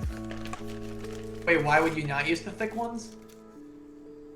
So the thick ones, I haven't tested yet. They're actually new. These are the standard width right here that I'm known to use in the past and have used to great success. I like TX films a lot. What are the thick ones and why are they thick? 1.125 millimeter is the normal and 0.150 is the thick. And I think I haven't tested them yet, so that's kind of unknown. And so I was planning on testing those a bit later on a different build. Gotcha. So yeah, verdict's completely out. I haven't used them at all yet. I will hydrate though. Thank you, Jeremy. We got Bueno up in chat too. What's good, Bueno? Good to see you, brother. Make sure to lube the spring on the space bar. Yeah, put the new one in. I'm gonna do you solid here, Zach, with my mystery bag. It's gonna be the only spring in the entire board. This is a different switch. It's got a 90 gram spring. It's got a TX film. It's gonna have 205 G0 in it. Rest of the fucking board. Deskies films, 69-gram springs, 205G0S, 205G00 on the springs. Ugh. Is it triggering you a little bit? And you know what's funny, Zach? It's not. No, it's just like it's so strange. You're gonna ask me what spring or what I lubed the spring with, and you know what my answer is gonna be? I have no idea, because I'm gonna pop this spring into my bag here in a second, and my bag is a mixture of LSD and paraffin and a bunch of GPLs, and like it's literally just a mixture of whatever I have, and every time it's whatever I pull out of my drawer the fastest. Every time I need to add a little bit more, I just grab whatever I see first. Here it is. Here's the bag. This is what I was looking for. So I don't even know what this is, but the spring will be lubed. ARQ, thank you so much for the raid there, brother. Welcome, everybody. We are building a keyboard. Probably what ARQ was also doing tonight. I'm assuming, at least.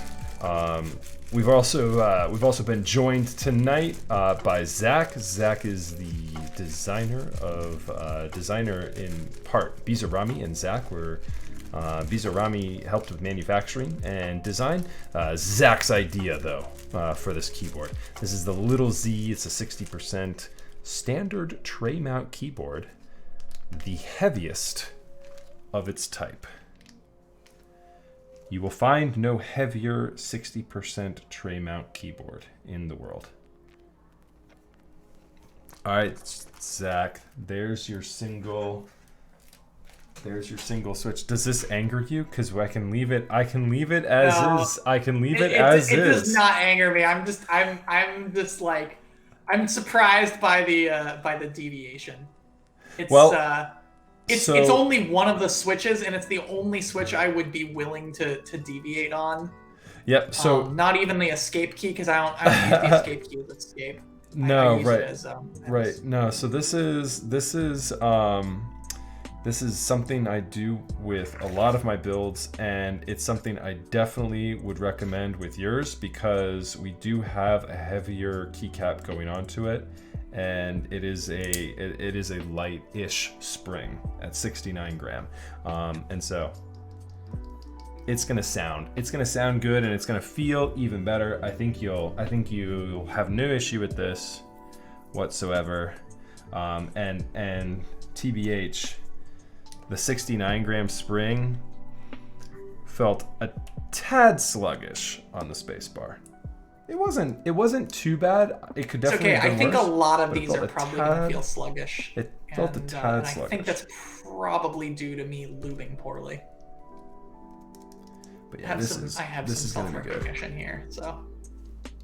I'm gonna hand pick them, Zach. I'll make sure I get them on. I'll make sure. There should only be one that's like actually bunk. There's like one in there that I think is actually bunk. Really? Yeah. From what I've felt to this point forward, I mean, yeah, they've been pretty consistent. Yeah, they should be pretty consistent, because I had a process, but yeah, one of them I'm pretty sure I fucked up. Throw a Gateron clear in there for kicks. Fooburger just wants to see the world burn. Fooburger wants to see Zach hop on that bicycle and ride over to my house and drop kick me through my window. Zach is just gonna disappear, and then you're just gonna see Zach drop kick me through that window right there. No, we're keeping that stealthed out look. These switches I'm really interested to try too. I haven't. Or wait, H1s are JWK linears. I thought we got the Obsidian for a second. They're JWK. Yeah. No, I thought we got the Obsidian for a second. These are not the like 43s or whatever. Gotcha. I gotcha, mate. Would make for some great content though. I can't do it to him. Chat's just a bunch of enablers, Zach. Whatever the worst thing at the moment is, that's what they want to see me do. Sometimes I indulge them. Sometimes. Not all the time. It was a pain in the butt getting through all these switches and lubing them, since I've never done it before and all this other stuff. I don't know. It turned out okay. I sold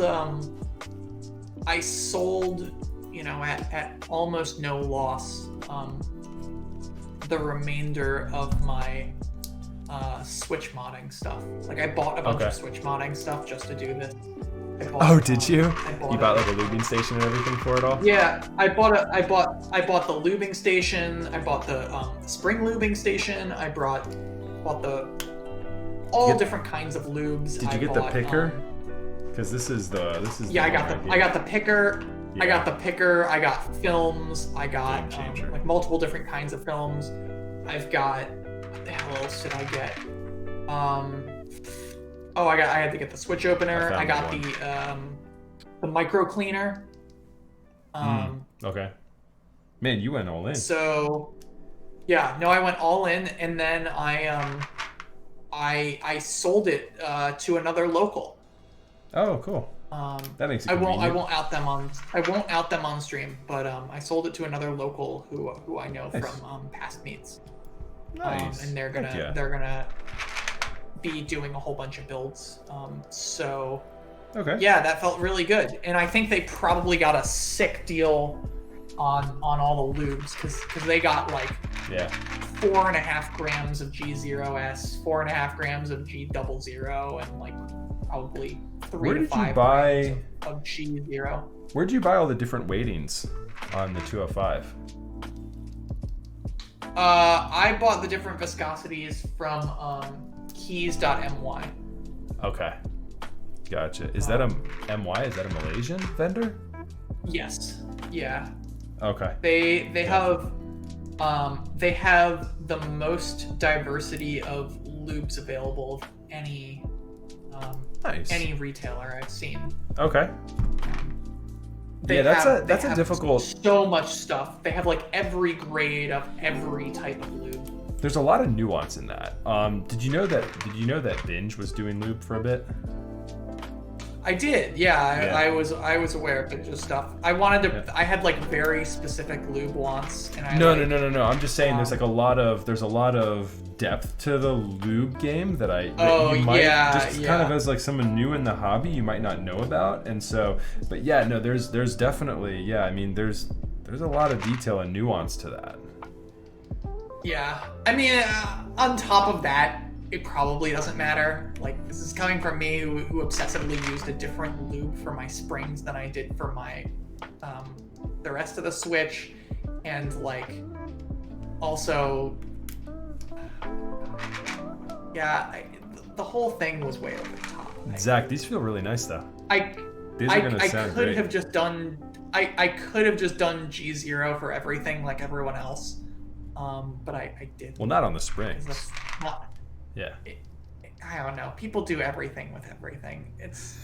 People G0 everything. People do go over the top with G0. Yeah, don't, folks. You heard it here. Please don't put G0 on your springs. You're supposed to use like a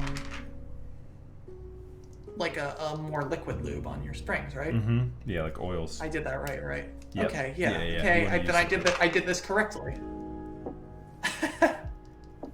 Oh yeah. Nice. That site is awesome. They're so cool, and it's like, it is like very cheap to also buy. I bought all of my. Max didn't see it in this current box, but all of the buyers have containers for their screws, and I bought my containers from there. Yeah, those. Yep, they sold me a pack of those. Yep, so that's my extras there. Yep. Yeah, I had so many extra screws. So I sent a bunch for everyone. Nice. Yeah, the attention to detail, obviously. There in every step of the way. I'm gonna be building mine with some Garys, I think, Zach. So you're not gonna like that. Oh, Gateron cherries. That sounds fine. Yeah, I'm gonna be putting. I'm gonna be using these Gateron yellow switches with cherry tops on them. So there'll definitely be a little bit of a pop of color on mine, but yeah. I had a really good result with that Max, keyboard. You gotta know, I'm not offended by anything anyone else does with it. Like I built it to my spec, and it's like I want people to have the flexibility of doing whatever. Like it was like everyone had to buy the damn plate so that we could meet minimum order quantity for that plate.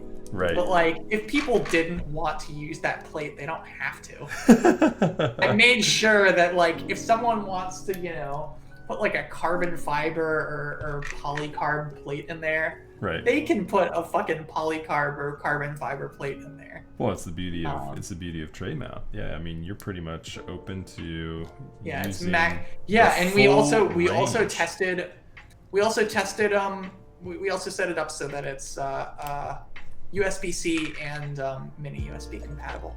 Oh, nice. Yeah, so you don't even have to worry about it. There you go. Well, no, I love it. I love it. I think anyone can build any board in there. But... Yeah, the steel plate is what makes it, though. I mean, that's what makes it special. I mean, the proof is in the pudding with it being a quarter of the cost of the buy. I didn't crunch those numbers. That's funny. Yeah, no, those numbers have always been available in the buy, and I knew no one was going to like read all the detail of all the crap that I put on the spreadsheets, but yeah, no, that's. But cool, yeah, like when you run it, it's a quarter of the buy is for that plate.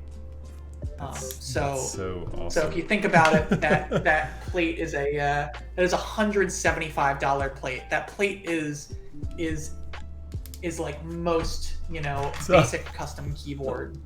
That's $175 plate. Oh, that's too funny. Yeah. They came out so good. The finishing on this plate is absolutely immaculate. Yeah, and that's like it's also like underselling it too, because like that's like the price that I charged people, right? And like I've lost money on the buy. Like this is like a nearly $200 plate. It's like it's bananas. Bananas. All right, well we've just about got it all dressed up, Zach. Take a look at this. Love it. Look, it's so clean, so clean. Yeah, it looks so good. Those are just my fingerprints by the spacebar side. Yeah, I don't care good. About that. No, I know. No one cares about that. I'm just letting chat know. Look at that right there. Oof. And you don't need to perfect alignment because it's so fucking tight. Right. There's no worries there. Like we can go. You know how, I don't know if you've ever watched Lulz's stream, but Lulz will do like speed record soldering on his boards. We could probably go for a speed record on this because everything's fixed. I'm not gonna have to worry about the PCB and the plate separating at all on this because the plate is like, holding it there.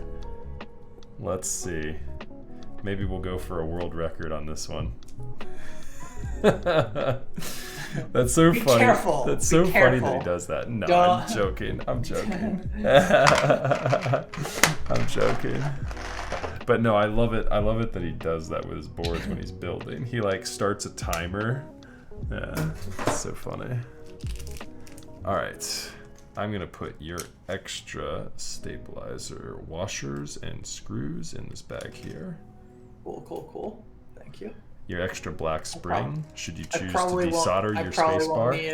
Oh my god, I probably won't need any of this shit, but I appreciate it. Yep.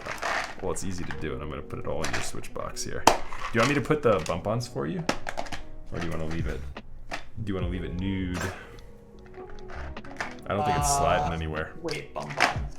Oh, yeah. I'll put the bump-ons when they get here. Okay, cool.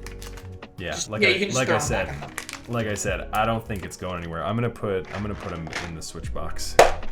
So it's a switch box, a stabilizer box, and a bump-up box now. Okay, cool. Yeah, I mean you're using it on a mat anyways. It's not like you're using it on a bare desk. Mm-hmm. Right, exactly. Yeah, it's not going anywhere. Yeah, that would be more for the protection of your desk than for the protection of the board. Right. Because this board will damage desks. That's such a funny statement, and even funnier that it's true.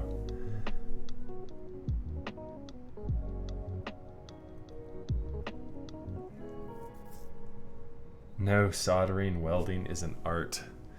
Yeah, I always go the more learning route when I do soldering. I like to go over a couple of techniques that I use when I'm soldering to kind of impart some knowledge. I feel like otherwise soldering just kind of gets boring. So that's what I do. That's what I do when I solder. Schemer. We'll leave a dent mark on an IKEA table. It might break through an IKEA table. It might break through an IKEA table depending on how you drop it. Yeah. I mean, literally might break through an IKEA table.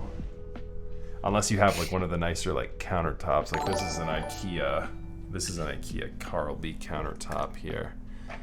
It's actually a butcher block turned into the top of my desk. Pretty standard office desk setup these days. A lot of people use this. One thing I didn't think about, it's winter, and steel holds its temp really well. It'll be cold. Board is really fucking cold. It's like it'll cold be cold in my room. Uh-huh. This board is extremely cold. Yeah, it will be cold. Exactly. Yeah. Like to the touch. That is not very comfortable. This thing is cold. Yeah, like significantly colder than my other keyboards. Yeah, it's kind of funny. Fine, Santos. It's holding up fine. There's like everyone's always like, oh, there's crime in DC, but those people don't live here and they're fuckwads. A little bit. It's gonna be fine. Always like a little bit of a cross breeze when I'm soldering. I know a lot of businesses downtown boarded up, which is probably wise, because like some actuary somewhere ran the numbers and probably figured it was easier to pay $1,000 to like board up all the windows than to lose a single window, because those windows are really big. Yeah, when I was driving back, like that's like a good calculation, but it's also kind of ugly and expects people when I was to driving back, attempt to burn down and destroy every building, and that's totally not going to happen. Yeah, I wouldn't think. When I was driving back, I actually drove right by the White House. There was all sorts of things going on. Yeah. All right, so let's check real quick and make sure I didn't bend any of your switch pins on this. And also at the same time, I'm checking to make sure the switches are pushed through all the way. Every single one of them looks like it's got a good contact point so far. The beauty of 5-pin switches, once they get a hold of that PCB, they get a hold of that PCB. All right, cool. You're good here, Zach. Awesome. Hey, Heine. Bend any. Good to see you. Heine, what's good, brother? All right, we are going to turn my fan on real quick, and we might lose my microphone. Hopefully not. Let's see what happens. Test. Hello. All right, cool. My camera stayed up too. Sometimes my camera drops on that one as well.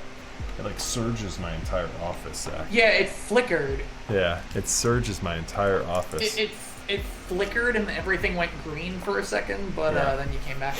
Yep. I'm gonna turn RTX on for myself as well, so you guys don't hear that fan. Do you even hear it, Zach? It might. Yeah, Discord might cancel it out. Oh, you do? No, okay. I can hear it. It's like a background noise, but I can still hear it. Yeah. Oh, now it's gone. Yeah. Well, RTX switches quicker for Discord, so Stream Chat can still hear it though. Until I do this. Now Stream Chat can't hear it either. Now I just sound like I'm underwater. What's up, Heine? Good to see you, brother. The Heine age 60 here. in very close contact with this 5mm steel plate. The PCB does work. The PCB is looking good. Thanks, Raz. Yeah, shout out to Heine. Toss him a follow. He streams every now and then on Twitch. He doesn't stream all of his coolest builds, though. Heine's like me. I get a cool personal build. More often than not, I get drunk and build it by myself. All right. Let's go ahead and get to some soldering here, Zach. Zach, I'm going to go off the bat, and I'm going to say this is going to be the best quality of life soldering that I will have had on a keyboard in quite some time. I'm going to go ahead and I'm going to state that right now. I'm going to go ahead and say that this plate is going to hold things so securely. Good. I'm glad it's been made easy for you. That I will not have to. Yeah, exactly. I will not have much to worry about here. Like, I don't think this is going to move at all. Yeah, that's not moving at all. I don't have to do... So I dub it the Woden methods, Zach, where I like hit one pin up on the soldering iron. I'm going to show this just once, chat. This is one of the learning things I show off on chat. So the Woden method is where it's useful if you have a normal plate. This plate is so thick that it doesn't really matter. But it's normal where in some plates that are thinner, you don't have good contact points between the bottom of the switch and the top of the PCB. You want to make sure that the switch makes good contact with the PCB. So one way to do that is to hit up one switch pin, like this right here. If I can get my solder to flow, is that the right temperature?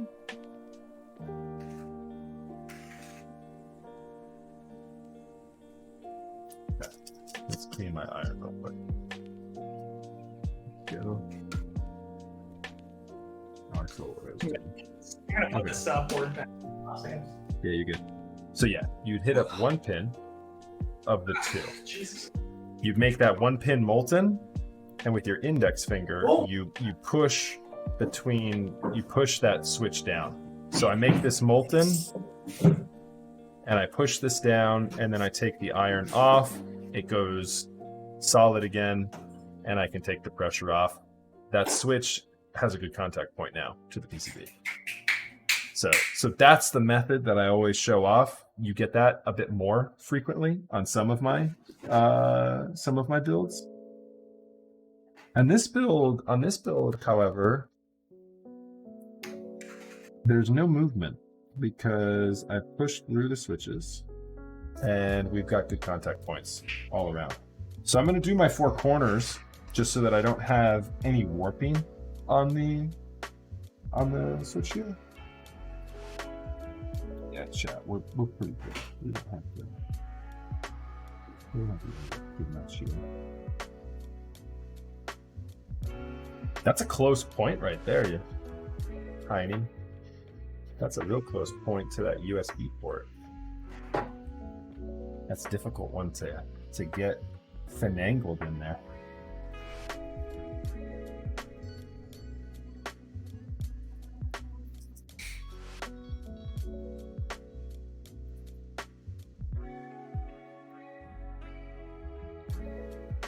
Can't see Champagne Stevie. What are you looking for? Oh, with my head. I'm sorry. Hey Zach, we're gonna lose camera for a second. I'm gonna give chat a different look here. I'm also gonna remove my webcam border. There we go. I'm just gonna give you guys this super zoom look here. You'll lose my camera for just a second. It'll give you a better view though of it. Your hair is still gonna be in the way. Yeah, I'm like I'm in a weird spot here. Let me see there. Okay, we should be good. We should be good now.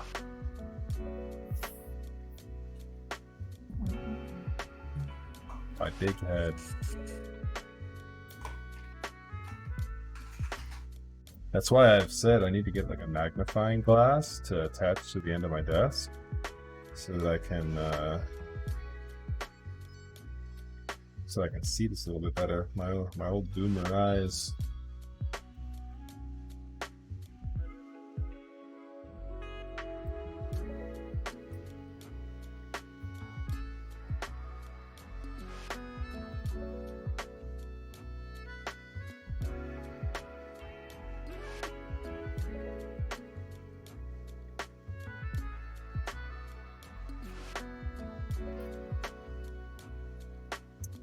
So chat, feel free to jump in with any questions you may have for either myself or Zach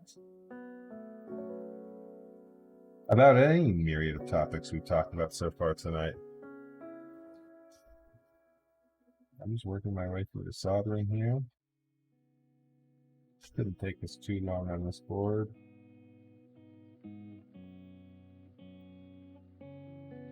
Like I said, this is going to be a quicker one, Zach, because normally I have to reposition and make sure all the switches are in the proper place.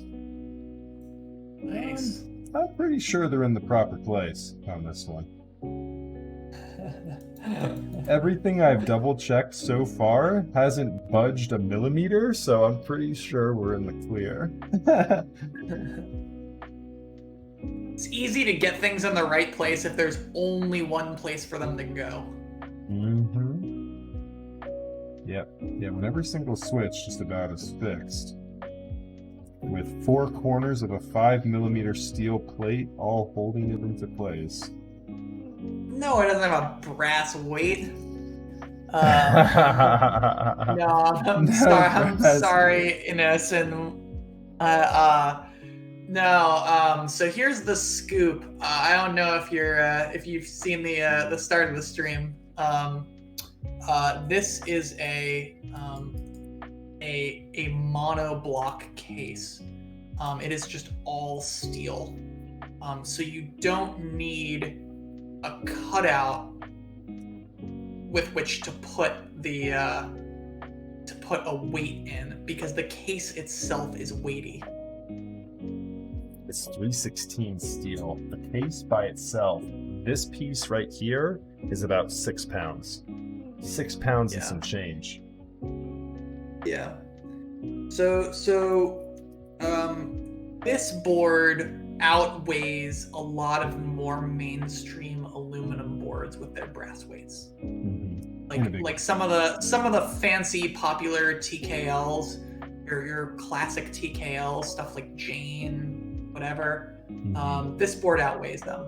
It outweighs them. A Jane built up is somewhere in like the 6 to 7 pound range, and can trend even lighter, because a Jane unbuilt is like 5 pounds.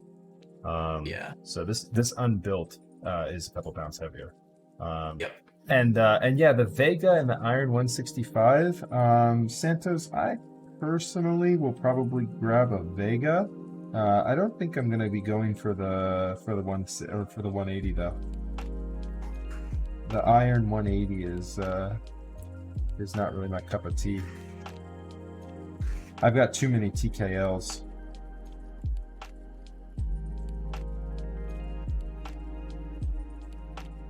What about you, Zach? Has anything caught your eye on the market? Any of these new designers? Nope. Yeah.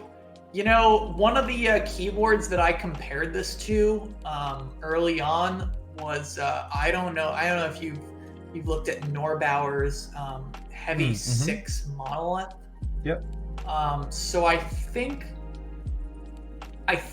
this keyboard will exceed the weight of the Heavy 6 monolith.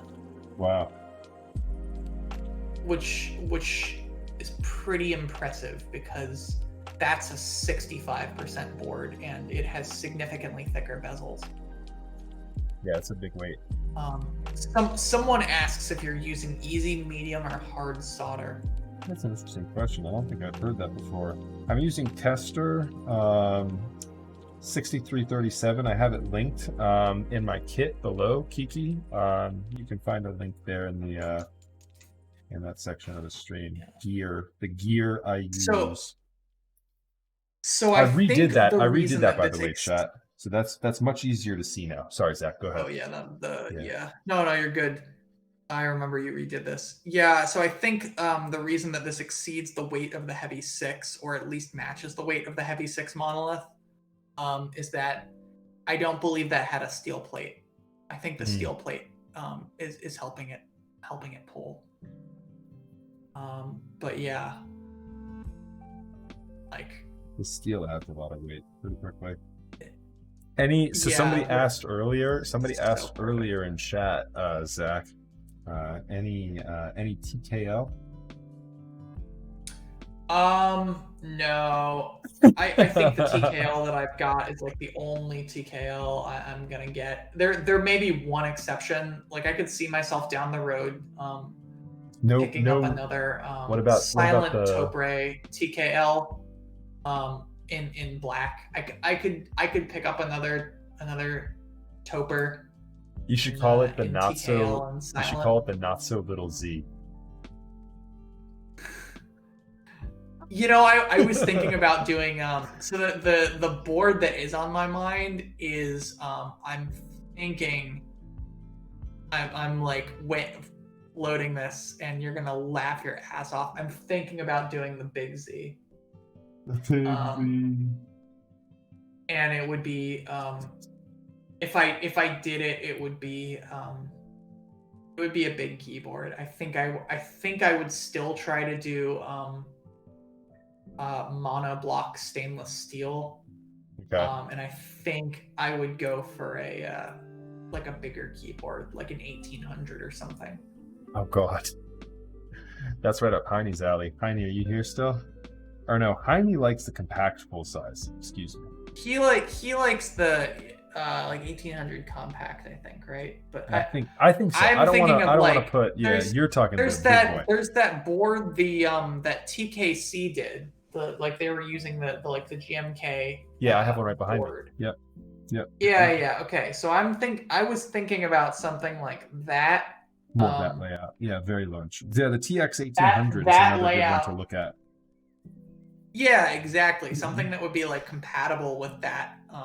So is that a tray mount? Is that a tray mount though? The TX 1800 was a top mount. Now, this is the funny part. No weight in it, and it was all aluminum.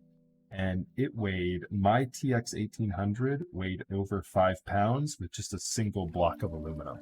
So if you do full steel, you'd be at well over 10 pounds. Yeah. Yeah. I won't do top mount. The key would be there. Whatever layout I would do for the big Z, it would have to be it would have to be tray mount. Which is very interesting, man. Yeah, let me show I'll show the TKC in just a minute. Yeah. That has a very interesting way of mounting with very, very minimal hardware. No hardware, in fact, for the TKC. But it's multiple pieces, right? It's multiple pieces, though. Yeah. Okay. 2 pieces. That's the thing. Mm-hmm. That's the thing. I would not do this with 2 pieces. Which would be a really interesting problem. Yeah, I don't know how you would put that together then, Zach. It would be tray mount. I would get something that's tray mount. But with the blockers and everything that go over a 1800, how would you have those blockers? You know what I'm saying? 1800 layout has a separate number pad. Great. Yeah, okay, that is you do raise a fair point. You raise a good point.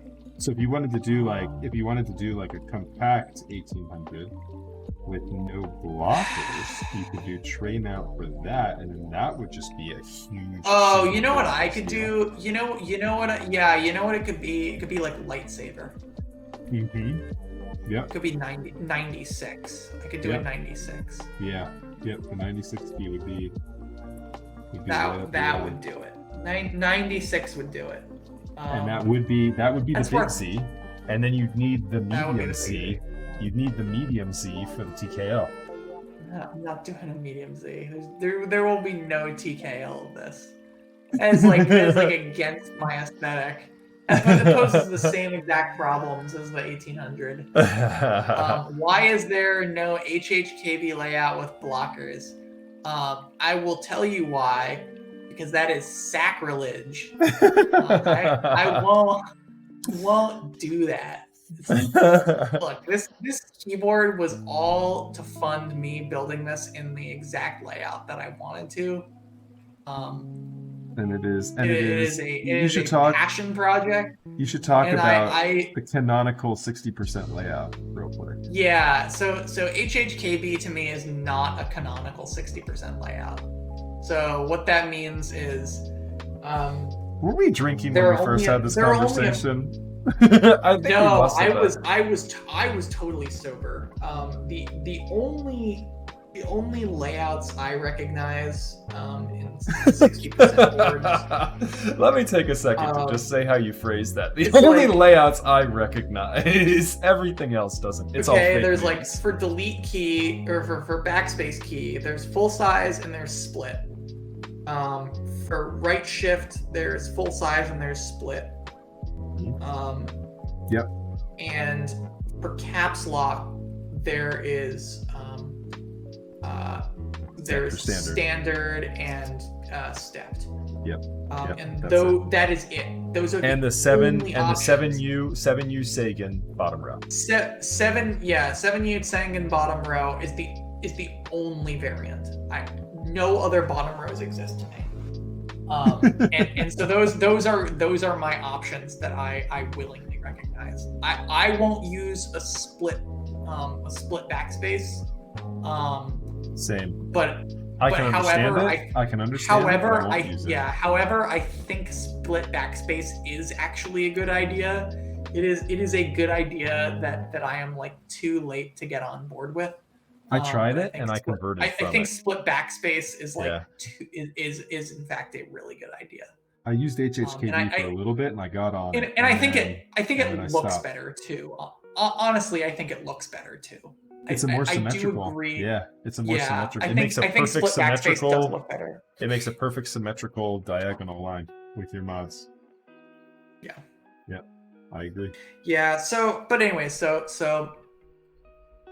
those are the options I willingly recognize. It's just so funny how it's phrased. I love it.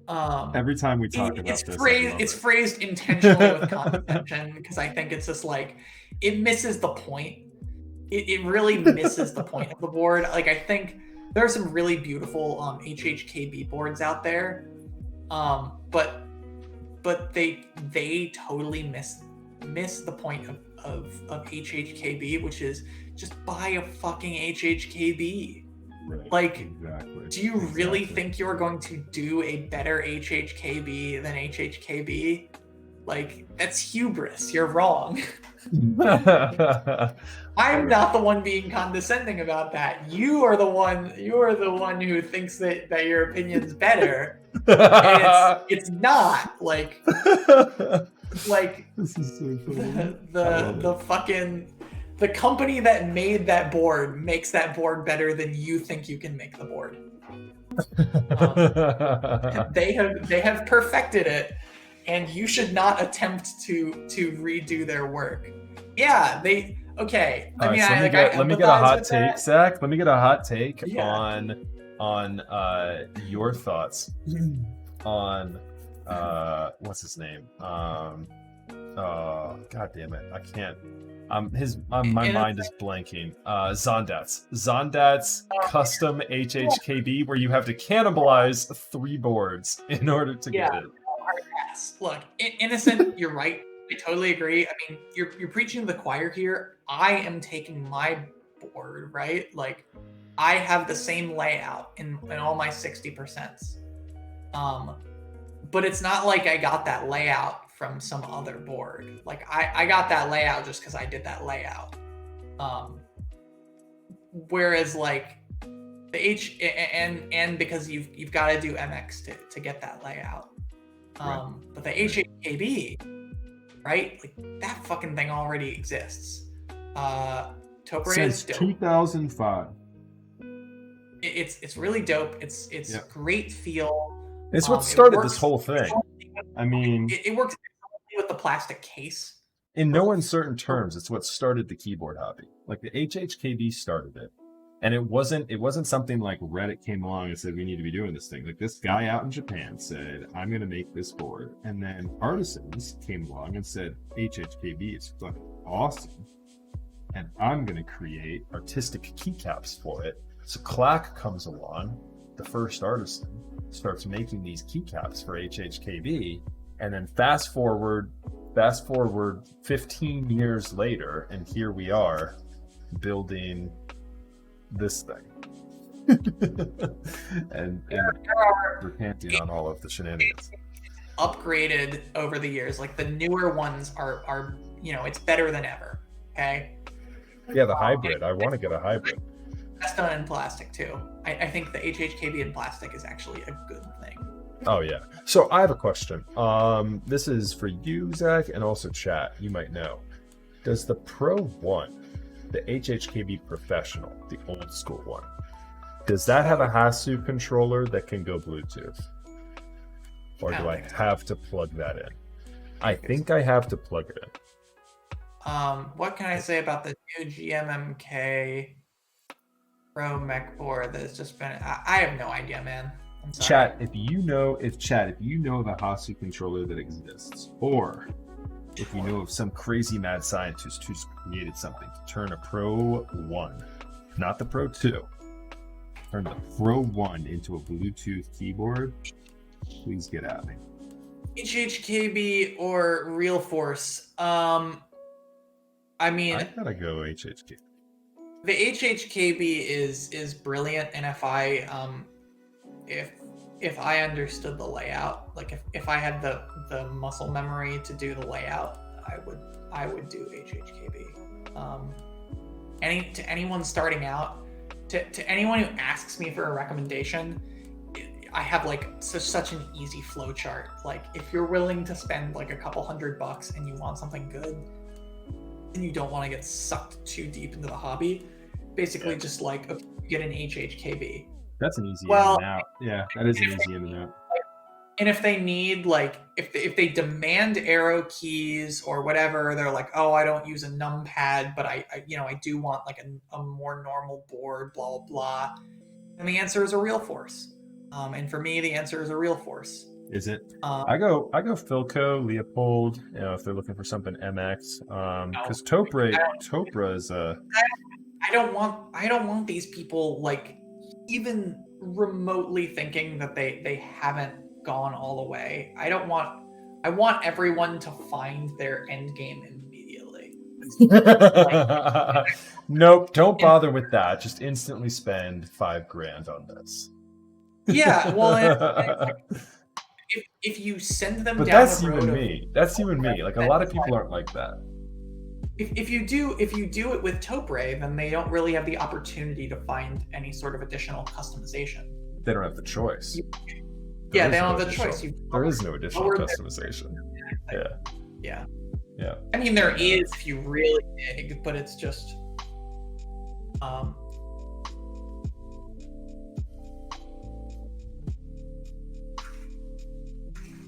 Okay, there we go. My mic should be back, and it should sound better now as well.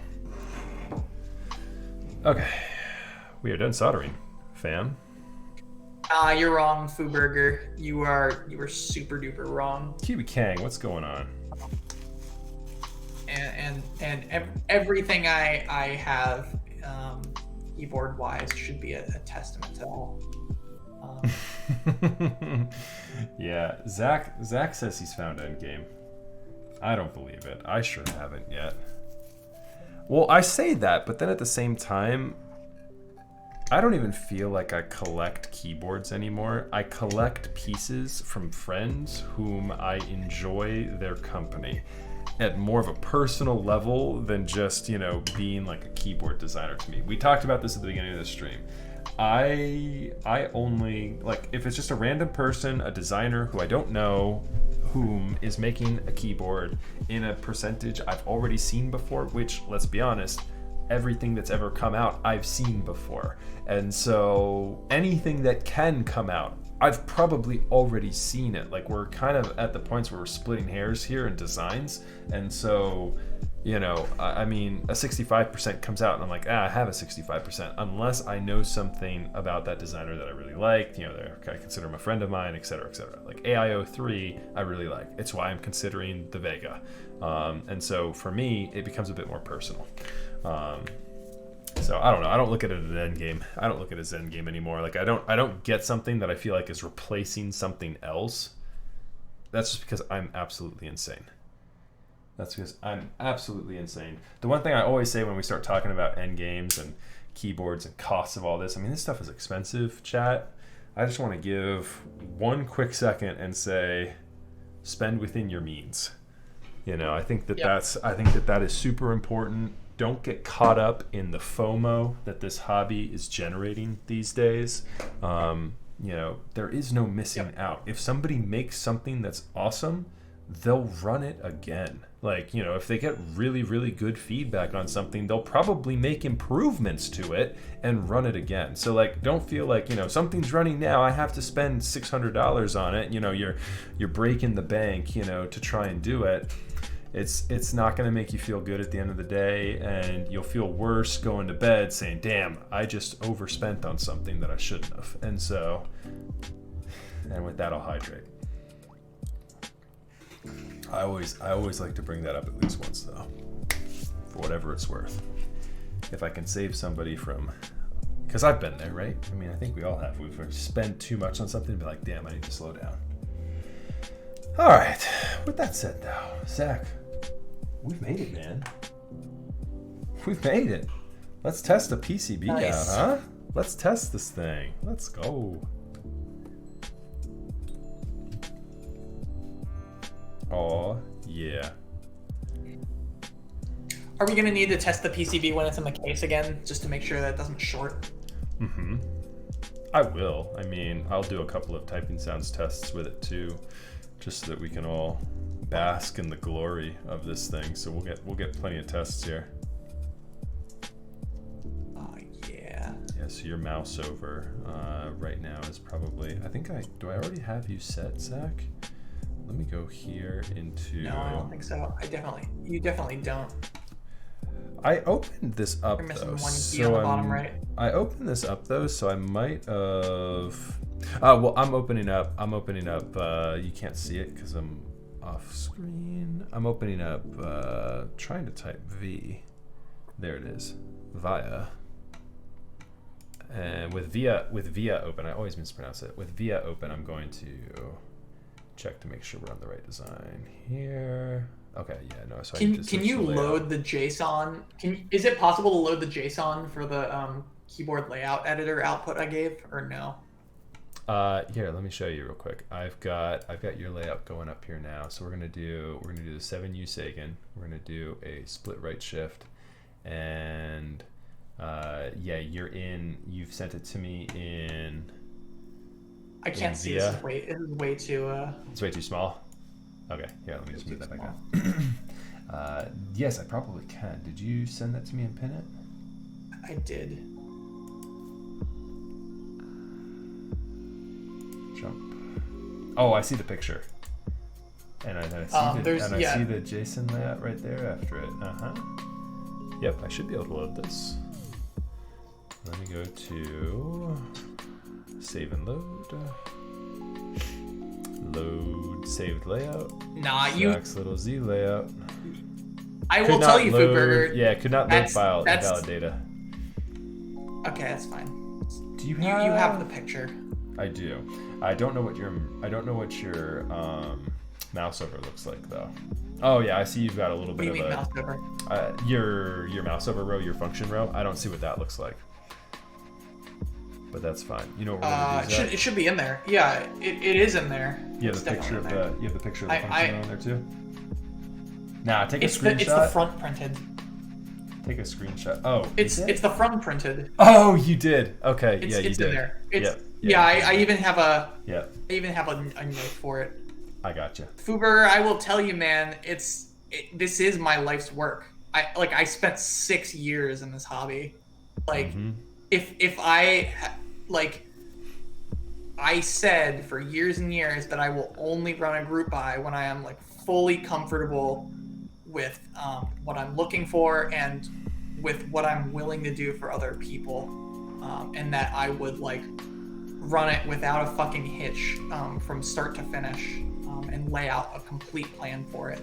And I did that. I executed that exact fucking plan. I got exactly the keyboard I'm looking for. I ran the group by exactly as I wanted it to be run. And so if you have accomplished all your goals, what else is left? Nothing. That's it. That's the point. There's nothing left. I don't want to have anything left because that is like a complete like capitalist fantasy to think that you need to keep buying stuff to be content. You don't. You can get stuff and be happy with things that you've like built and made.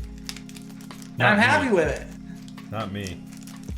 I get and like gassed if I up run on another something else. if I run another group buy, it's not gonna be to build a keyboard that I'm gonna use every day. Like this is it.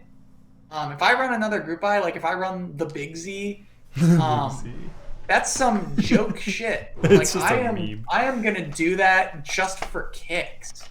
But it's not gonna be to build another keyboard that I'm gonna use or like talk about all that much. It's gonna be because like someone else wants me to run it. If enough people want me to run it, I'll run it. But like, yeah, like this is it. This is me tapping out on keyboard stuff. Like I haven't really bought any keyboards other than the Model F in a really long time. That's true. Yeah, I don't think you've. Would I do another group buy of this design? I will do you one better, Kiki Pokemon. Once I am done selling, my spare, I'm gonna talk to the designer, and we'll probably willingly open source this. If Bezo's okay with it. Once I've sold the extra, I would happily open source this one. Because this is not and has never ever been about making money. Like, fuck, this is losing money. I can't emphasize this enough. Yep. But like once I've sold the last copy of the steel one, and I don't have to worry about someone trying to undercut me on this because like. No one's going to be able to produce one fast enough. I'm going to do a complete write-up of this that'll go on our mechanical keyboards. I'm going to do a full write-up on the group buy experience, on the factory, on the design, on the materials. No, the Big Z is we just talked it through. It's not the 75%. It's the 96. It would be a 96. I know that hasn't been a popular keyboard design in a while, but it would have to be something that can be just a huge single tray-mounted monoblock. Yeah, it has to be monoblock. I would never run something like this as two-piece. It completely defeats the purpose. It's like all about being as simple as possible. God, that is really beautiful. That is like so nice looking. Yeah, no, I know. No, there really would be. We are. I am honestly considering running a 96. I think that's actually not a shoot idea. I can't turn. I was gonna try and turn my camera on and make it larger. So you guys could maybe get a better angle on this thing. We'll just have to use the overhead camera for this guy. And then when I build it up with Bezo on, I think Bezo will probably just join us on voice. When I build up mine, yeah, I'll be able to switch it over to get a different look on it. Oh, I gotcha. It's a Batman build. It's just the minimal build. There are so few. Look at the fingerprints. Visible details. I'm not even gonna try right now. Don't wipe it off. Don't worry about it. You could like get a little like breath going on it and like wipe it off, but yeah, we're rolling with it. Yeah. All right. Let's get some keycaps on this baby. Why is so heavy? Besu? Because it's steel. No, it's not. It's not. Jax, it's better, man. It's PPS. It is. Oh. So Zach, are you a flipped or a normal space? Yeah, exactly. Fiberglass keycaps. Yes. It's all steel. No, I'm not flipped. Standard. Okay. Cool.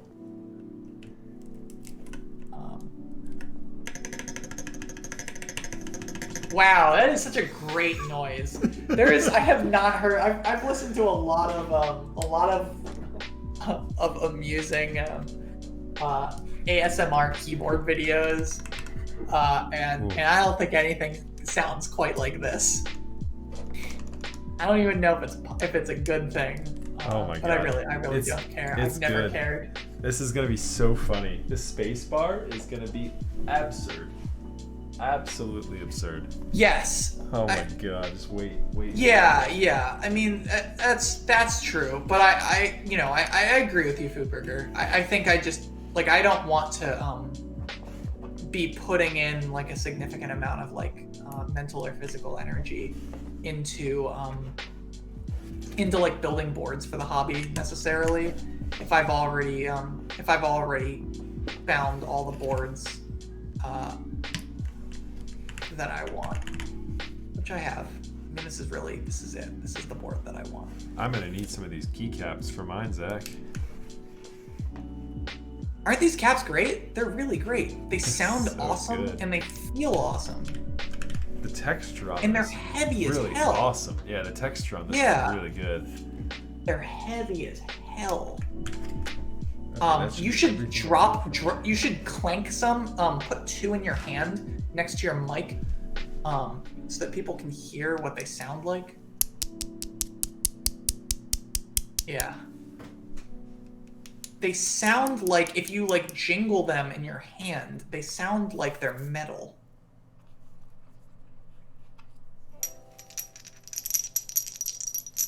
Yeah, you can hear those there. Yep, you can definitely hear it there.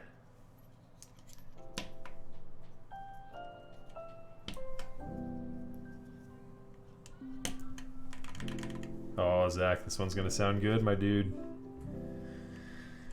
I can tell right now, you did a good job with these switches, lubing them up.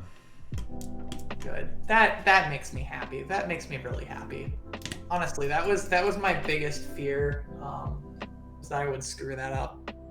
Yeah, Foodburger, I know. I've been told it's upside down. I'm kind of just rolling with it now. I've embraced it.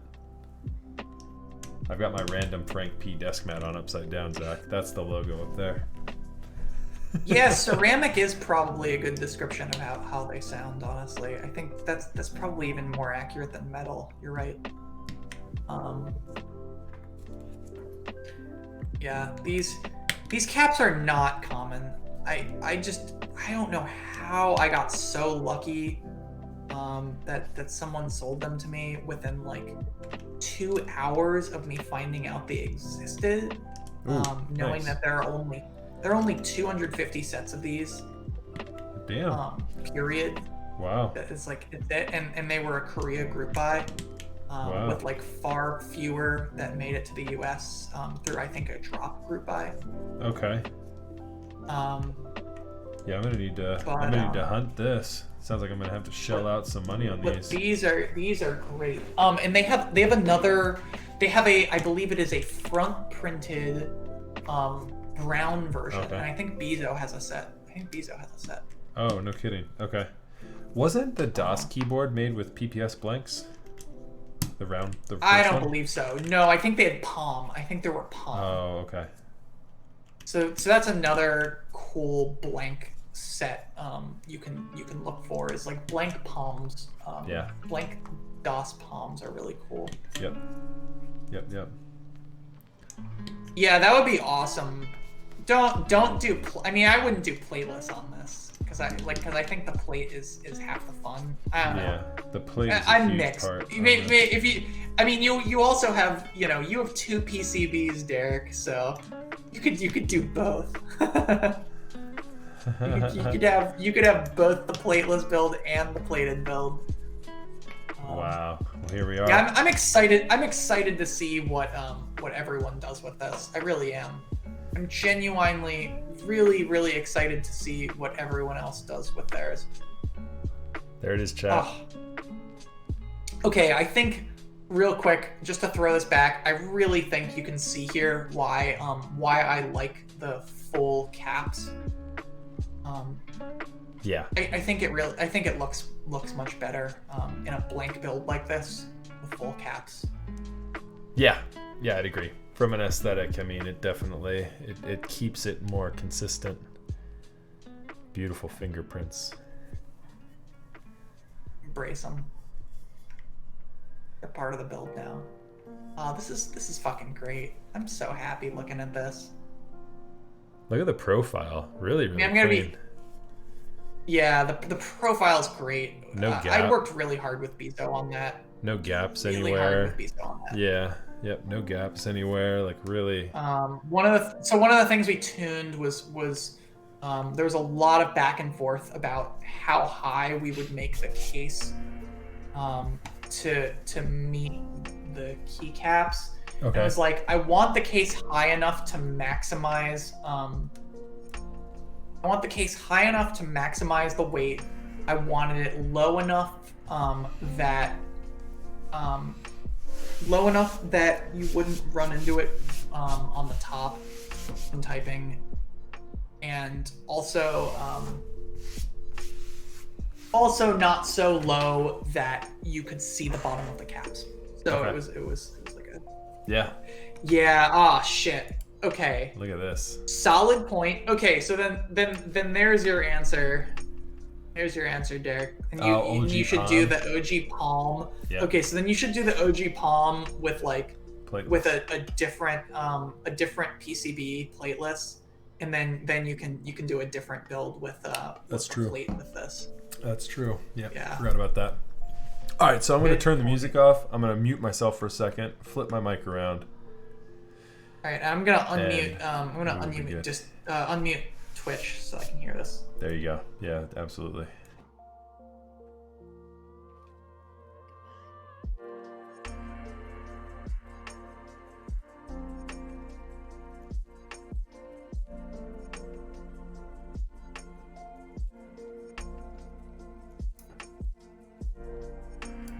Okay, you should be able to hear us again. Let's mute this.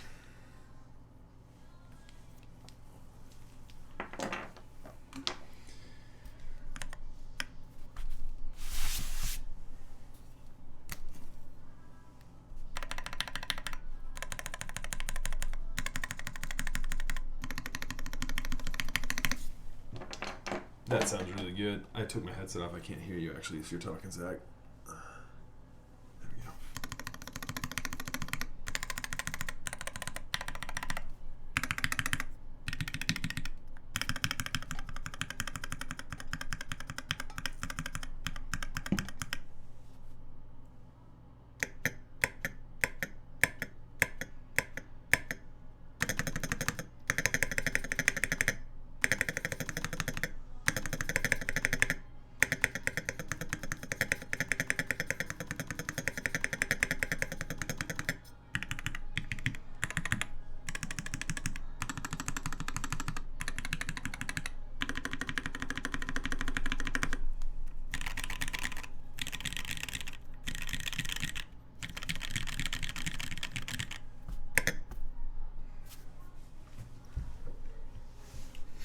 This is something else for sure.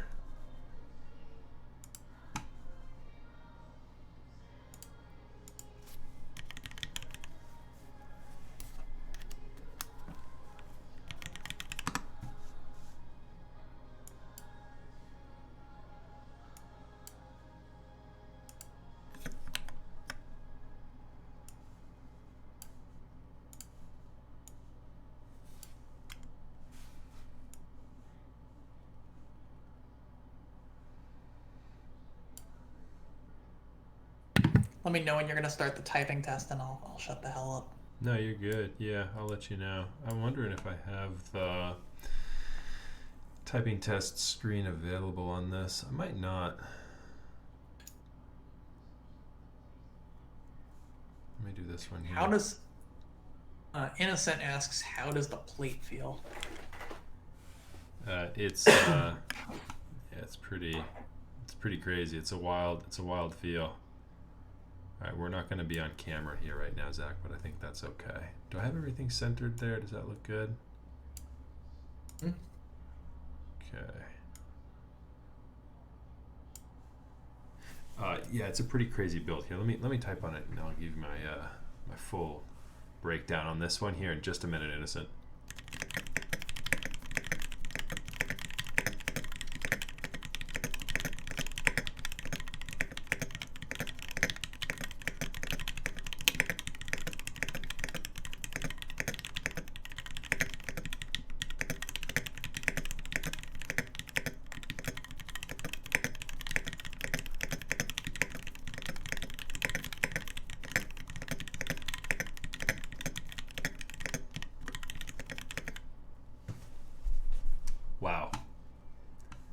Wow.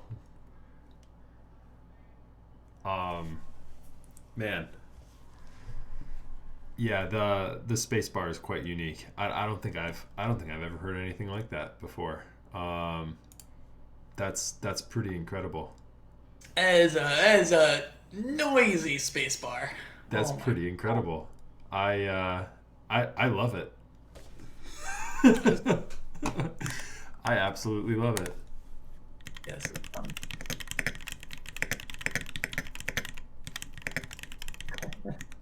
Like, if you want to mute that, Zach, like, you would have to get.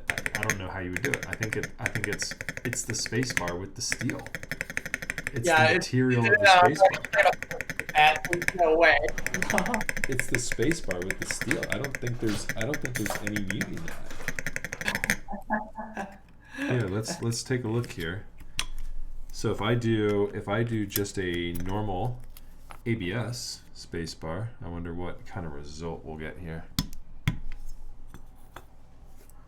Let's do just a normal GMK spacebar. Good call. Good call. See what that sounds like. For science.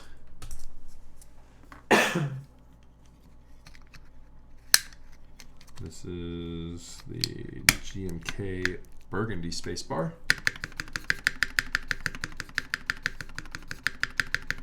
It's got a great pop to it.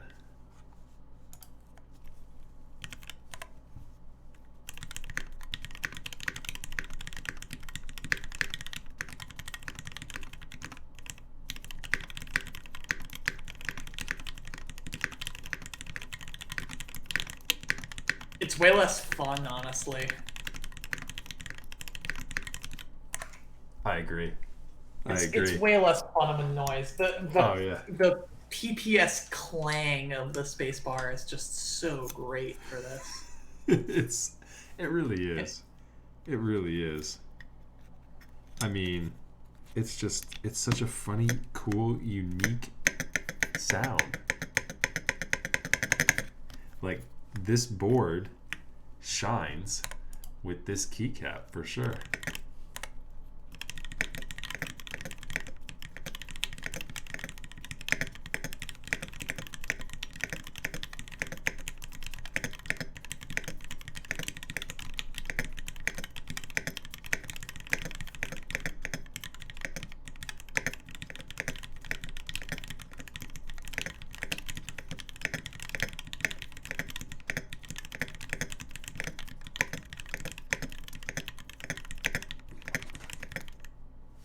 Riddled with typos, but that's okay.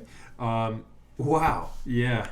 Let me get the music going again here. Yeah. Wow. Great. Oh, God. Like, what? Well, let me mute my microphone, get that swapped back over so people can hear me a bit better. One second, Zach. One second.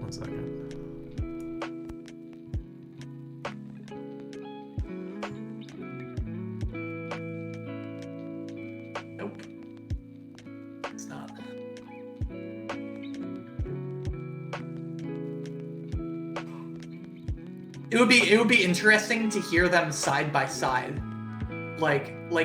Someone can clip that. You'll have the recording. Yeah, so if you have, yeah, you can put it side by side in the typing test video. Yeah, I can just put it side by side. I can do mine with like a newer like ABS or maybe like, I don't know what I'm gonna do on mine. I need to figure out what keycaps I'm putting on mine. But this is, I mean, these, if I can find them. Yeah, I mean, this is crazy. Put up a mech market post right now. This far exceeded expectations. This did far exceed expectations. It actually sounds pretty great. I was afraid that it would be like king crazy and that like all the people from the KV Discord would be on my shit, and I would just be like, well, I don't really care all that much. No, this is. But look, now I can get the tiniest little bit of acclaim for it not being a total disaster. No, this is, I mean, so, okay, let's take a second and let's go over what the complaints people have with tray mount. Inconsistency and flex, because the mounting points are all over the place and they're not centered. Spoiler alert, there's no flex. Yeah, you could not flex this if you tried. You would have to do like completely ridiculous things, like step on it to get it to flex. Right. Yeah. With any sort of last I checked, arm force, not many people. Right. Not many people type with their feet, and so so that instantly cancels out that complaint. And then next, acoustics. I think this sounds great. I think, I mean, this is just a cool board. It's it's got a lot of character to it. I like it a lot, a whole hell of a lot. Let's take one more look here. Yeah, Max, do you have a scale to weigh it? Oh yeah, I do. Now that it's done. Fully built. Yep. What am I thinking? Do you have a postal scale? It's not quite that good, but it's fairly accurate. It's fairly accurate. I'll take a final weight. I'll take a final weight when it gets back to me with my gram scale. How about that for perfection? 7 pounds, 10 ounces flat. So let me know what yours ends up being, so I can know how far off my scale is too.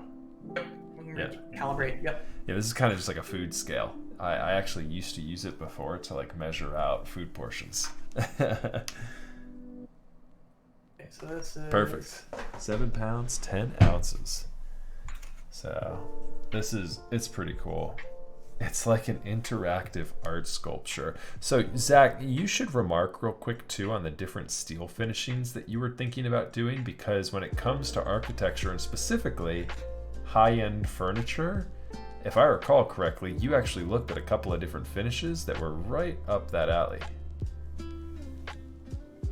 Yeah, so when I first was thinking about doing this, I was looking at hot black oxide coating for the steel, and there are a couple reasons we opted not to do that. So one was the factory was uncomfortable with it. They were not confident in their ability to get the right finishing with it, and two, it's also, as I found out while researching this, an extremely polluting process, which probably makes me a little bit uncomfortable. Like, I don't want a factory to like go in and Yeah. I don't want them to basically be like rolling coal to get the finishing on this. I was trying to find a picture of what that looks like, the hot oxide. So there are some great black oxide. Here it is. There are some great pictures that are mostly of like tooling with black oxide that are not using hot black oxide necessarily. Yeah, I don't think this one is. It's really hard to tell the like temperature they're doing. The reason that the temperature is important is for like how the coding actually binds. And if so like that's like a pretty decent example. That's one of the ones I was looking at. Right. I can't find this fucking. Oh, here we go. I will share in chat the coding that I was dreaming of. This is it. This is what I was really hoping for. And it's just not reasonable. That looks like something that you might have pulled out of one of Rama's like Instagram posts. Yeah, like even Rama would do this like for his house, but he wouldn't do this for a keyboard. Yeah, like this is like a really ultra high-end architectural design. I should specify for his house. Yeah, because his Instagram feed is all like him making updates on his house. Desu, so this will not be available to the public. This was a 10-person group buy among friends and one friend of friend, who is now a friend now that we've gone through this process together. Because I know better than to run a public group buy. I think it's a fucking nightmare. I won't do it, and I won't subject the other people. Like I won't subject myself to it, and I won't subject other people in the buy to that. It's just really way too hard when you get too high in units. It is. So people that run that are saints. People that it's not group just buys for the public are I mean, saints. I respect it. It's like it's not just the current situation. It's just like in general. I've said this a couple times. Like I've been doing this I've been in the community for a long time, and I've watched so many group buys implode, and I was so aggressively careful about running this group buy.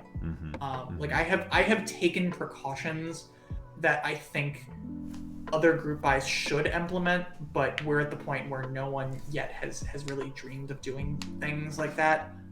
So one example of that is I held all of the money in U.S. Treasuries. Literally like 100% of the buy that people paid to me, I held in U.S. Treasuries while the buy was going on. So like all that money that people paid me, I just like put into fund to make sure that money was both protected and like made a couple bucks while I sat on it for 6 months. And I did all of the shipping logistic planning before I even started the buy. What else did I do that was like kind of weird? I mean, really the real ideal would be I pay for the 10 keyboard set before anyone and get it in hand. Right. Like it wouldn't have even been a group buy if this was ideal. But I'm not completely made of money here, so I did actually need some of the money to be in hand. So I prepaid for the group buy while I was getting the people together. Right. Like I paid like a week before I actually had people buy into the group buy.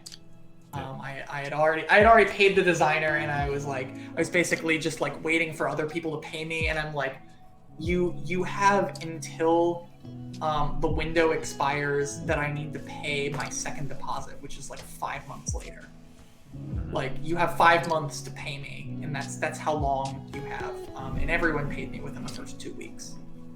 It was no problem at all. There's a ton of logistics in just doing a private group buy, and doing a full public group buy is just a nightmare. Yeah, and I'll have a public write-up available on this, and so I'll release the public write-up at some point, and I'll scrub people's personal information from the sheet in like a duplicate sheet and have that sheet publicly available. Right. And then so that people can see how this went, and then once that's done, I consider that sort of like implicit explicit building of hype to sell the final unit of this. and try to get back some of the cash I plunged into it. Right. Sure. Which is like a hefty chunk of change. Yep. Yeah, no, I mean, it's a story that, I mean, you hear with other designers as well. I mean, like Simon runs his ISO by that little ISO unit. He took a loss of several $1,000s doing that. I mean, so, you know, there's got to be a little bit of it too, to where you're like, I know I'm going to lose money on this. I want to see my design brought to life though. And so, you know, it makes it hopefully worthwhile at the end of the day when you see it all brought together. And then you also see other people, you know, like myself and other people, friends, right, that buy into it, that are also passionate about your project. It's cool. I think that adds an extra element of it too. I was certainly very pleased to have been involved in it, you know, and was hyped up about it since you told me about it about 7-8 months ago now. And so, you know, I think we've ended up with a fantastic result here, Zach. I'm excited to get it in your hands, brother. Do you have a few minutes for me to answer some of these other random questions? Yeah, please. And so chat, definitely. You know, jump on in if you haven't already. Tire God, can you explain to me what you mean? How much we're talking? Like, which of the financial figures are you asking about specifically? Where did I lose the money? Okay, so I lost the money on, I did not want to charge people more than $700 a unit. And these, everything included, like shipping and all that other stuff, I'm probably gonna be, I ended up taking a bath on about on about $50 a board. So I'm in over on about $50 a board over 10 boards on my original price point. Once I get the final shipping, maybe it'll be less than that. Maybe it'll be like $30 a board, but I think it's probably going to be somewhere in the like $40 or $50 a board range. And then so there's that, plus the fact that I bought one, right? So like often when people run a group buy like this, they're trying to subsidize their own board completely. I'm just trying to subsidize it with, you know, getting a minimum order quantity here. So I paid my own group buy slot. I didn't, you know, use other people to subsidize that. Right. How much for your B? It's not a B stock board. It's not. I keep the B stock board. That's my board that you just saw built is the B stock board. I kept that as a contingency, but knowing that it's the only B stock board, I used it. I didn't. If there were 2 B stock boards, then one of them was going to be sold as B stock, rather than sent to someone. But there weren't. There was only one B stock board, so I built that one because I don't give a shit. Artisan Labs. This is the little Z. This is my board. Let me show it. Oh, and to go more in on the money thing really quickly, it's like, so those things together, plus the fact that I've got like an additional board here, like I held an additional board for contingencies. So it's like it's a 10 board group buy. One of them is mine. One of them is the designer Bezos, and so his payment is a free board. Get a little bicycle. And so that means that 7 other people paid for a board, and then there's the last board in there. The last board hovering around in there was the board I held for contingencies, and so that board I'm going to be selling. So but given that I haven't sold it yet, I currently am holding on to, I've got this one that Max has. That's my personal board. I've got an unbuilt one in a box over there in the back that I showed at the beginning of the stream. And between those two and the excess cost, I'm I am in about $2,500 that I did not get back, which is fine. It's like it is what it is. Like I'm not particularly mad about that. I just want like I think people should know about like the cost of all this stuff. It is like really fucking expensive. Well, you're a good guy too. I mean, you go above and beyond, and you charge less than what it was to actually run the thing. You know, way above and beyond, and like my packaging that I've done for people. I mean, the hardware. I mean, everything is over everything. The top. This hardware is not cheap. This hardware is not cheap. This is proper hex screw. Like steel hardware bits here. I mean, these are nice pieces of hardware. Those pieces were cheap. I'll be real with you. Those pieces were cheap as shit. Okay. I threw they're in the spreadsheet that I'll release later. But those were cheap as hell. The expensive part is like my time. My time is way fucking. You and I both know how that goes. It's like I spent so long like agonizing over these choices. That goes hand in hand. Running with it. Yeah. Running spreadsheets, walking this stuff, like hiking this over to the post office and making sure that that everything got shipped everywhere it needed to go. Everything's fully insured. Like, Lord knows, people are shipping all this shit not insured. Oh yeah, that's nuts. Don't do that. Yeah. Fully insure everything. So all of this especially is fully insured. Yeah. I bought a postal scale. I bought I bought multiple types of packaging to test packaging because I want to make sure that since this board is super heavy, I want to make sure that it didn't break through the wall of the packaging. I mean, I literally packaged up one of these boards and I shook it as hard as I could. And I did like the Ace Ventura 1 thing where like I threw the package around. Like, no, I mean, for real. Like this is stuff that people should do because when these are getting thrown onto a plane to be shipped across the country, they're not going to treat it gentle. Like, who cares? So they're extremely durable boxes. I bought 200-pound force boxes to make sure that the get destroyed. Nice. I tape up. It's So this is 7 pounds, 10 ounces. 7 pounds. Built. Yeah, it's like 7 pounds unbuilt, 7 pounds, 10 ounces built. Yeah. Yep. Or like, it's like 7 and some change. Yes.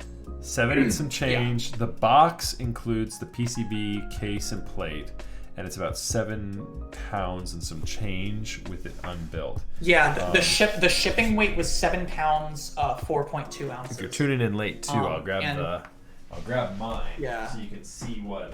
That was the ship weight was 7 pounds, 4.2 ounces. So the board weight is actually 6.95 ounces, and then the fully built weight for mine is like 7 pounds, 10 ounces, I think. Yeah, so mine will almost certainly be the heaviest of any of the boards because of the PPS caps. Those PPS caps. Maybe if someone built it with SA, it might possibly be heavier. Or some of those Salvin metal caps. Yeah, I mean, yeah, for sure. Right, it already sounds like SA. Yeah, the spacebar already sounds like this with PPS. Can you imagine what it would sound like with metal keycaps? It would be like metal on metal. So here's the plate. Yeah, and so I mean, yeah, it's funny artisan labs. Like this board's $700 is what I charged people. The other thing to add is that PPS is a weird type of plastic. I think it's essentially infused with fiberglass. You can see how thick it is. Yeah, this is never coming to the office. Yeah, right. Yeah. Definitely. Yeah, not something you want to cart around. So the other thing worth mentioning is other people in this buy were really fucking nice. My buyers were extremely patient. I mean, wisely so. Like I provided the other thing to add that I'm gonna put into my write-up.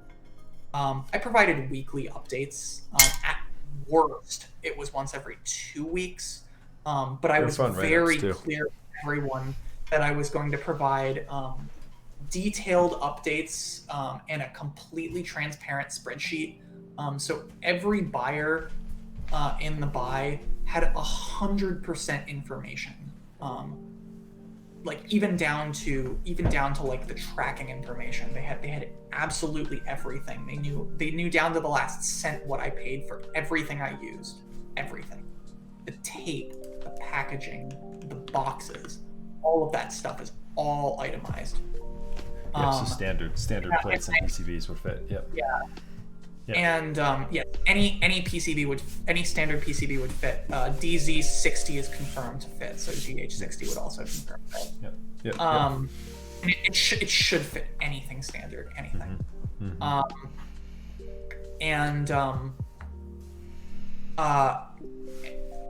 I provided constant updates, which anyone should do. Anyone running a group buy, any vendor, if you're running a group buy, and there are no updates, you know what your update is? You tell people that there are no updates. You don't sit on your ass and say nothing because people don't know what's going on. If they're still building the board, you say they're still building the board. Right. So I would send updates every week, and Bezo would check in with the factory every 2 weeks. And so we'd have a factory update roughly every other week, and then in the off week, I would either say like, oh, they're still building, this is what they're working on, or I would talk about some of the logistics that I'm planning further down the project. I'd ask people what they're looking for in shipment. I think for a while people were really, including me, were really uncomfortable with the possibility of the Postal Service not being functional. Right. Which, like, obviously, for any number of reasons, like, fuck that. Right. But contingency planning. Yeah. But now I am comfortable with the Postal Service. This was shipped priority. I was not afraid of priority stuff getting screwed over, especially since it's fully insured. No, and in fact, the ones I had issues with were the other companies, UPS and FedEx, getting so inundated with orders because people were nervous that the USPS wasn't going to get their stuff there. And they didn't have the logistics and infrastructure built up to handle the influx of customers they received because the United States Postal Service wasn't lifting as much. Yeah. So this stuff will all go into the write-up, but that's like that's the real of it. Like, I mean, and it really, for me, was any of this hard? No, because I've been planning half a decade, and I've done shipping logistics for other expensive breakable shit.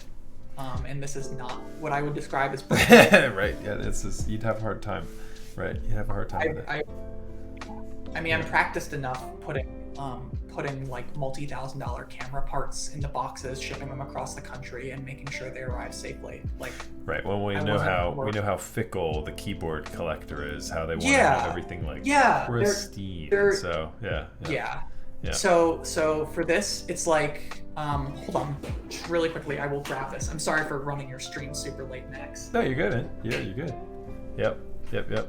So yeah, and chat, if you have any more questions, by all means too. We'll probably have time for one or two more when Zach gets back, and then we'll find somebody to rate here in a minute. It's fun. It was so fun having Zach here again. For all of you old school chat members, you'll know that Zach and I used to do this it's been months ago now at this point, Zach. Yeah. That was awesome. All right.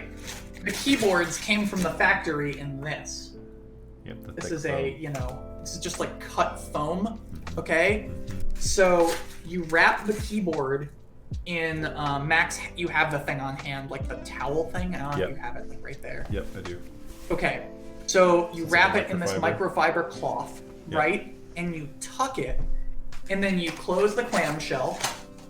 Okay, and you put tape all across it. You can see all the tape marks on here. Yep. I'm just waiting till this comes up on the. Yeah. So you put tape, and it's like 3 on each side, and then 1 on the short sides. That stuff's expensive though. If you don't have it for the buy already, or if your factory's not sending it to you like that, it comes from the factory. Like the factory will always pack. Yeah. The factory will always pack enough for you, and so you just need to open it up. You need to QC everything. I QC'd everything live on stream, and then the PCBs got wrapped in this stuff. This is just basic pack. They were already in their anti-static, but I just did the basic pack, seal it up, and put it on top of here, right? Like, this has already got foam. It's not like the PCBs need anything else to protect them. Right, exactly. And then you just void fill with whatever you've got, and I highly, highly recommend using crumpled paper as your void fill.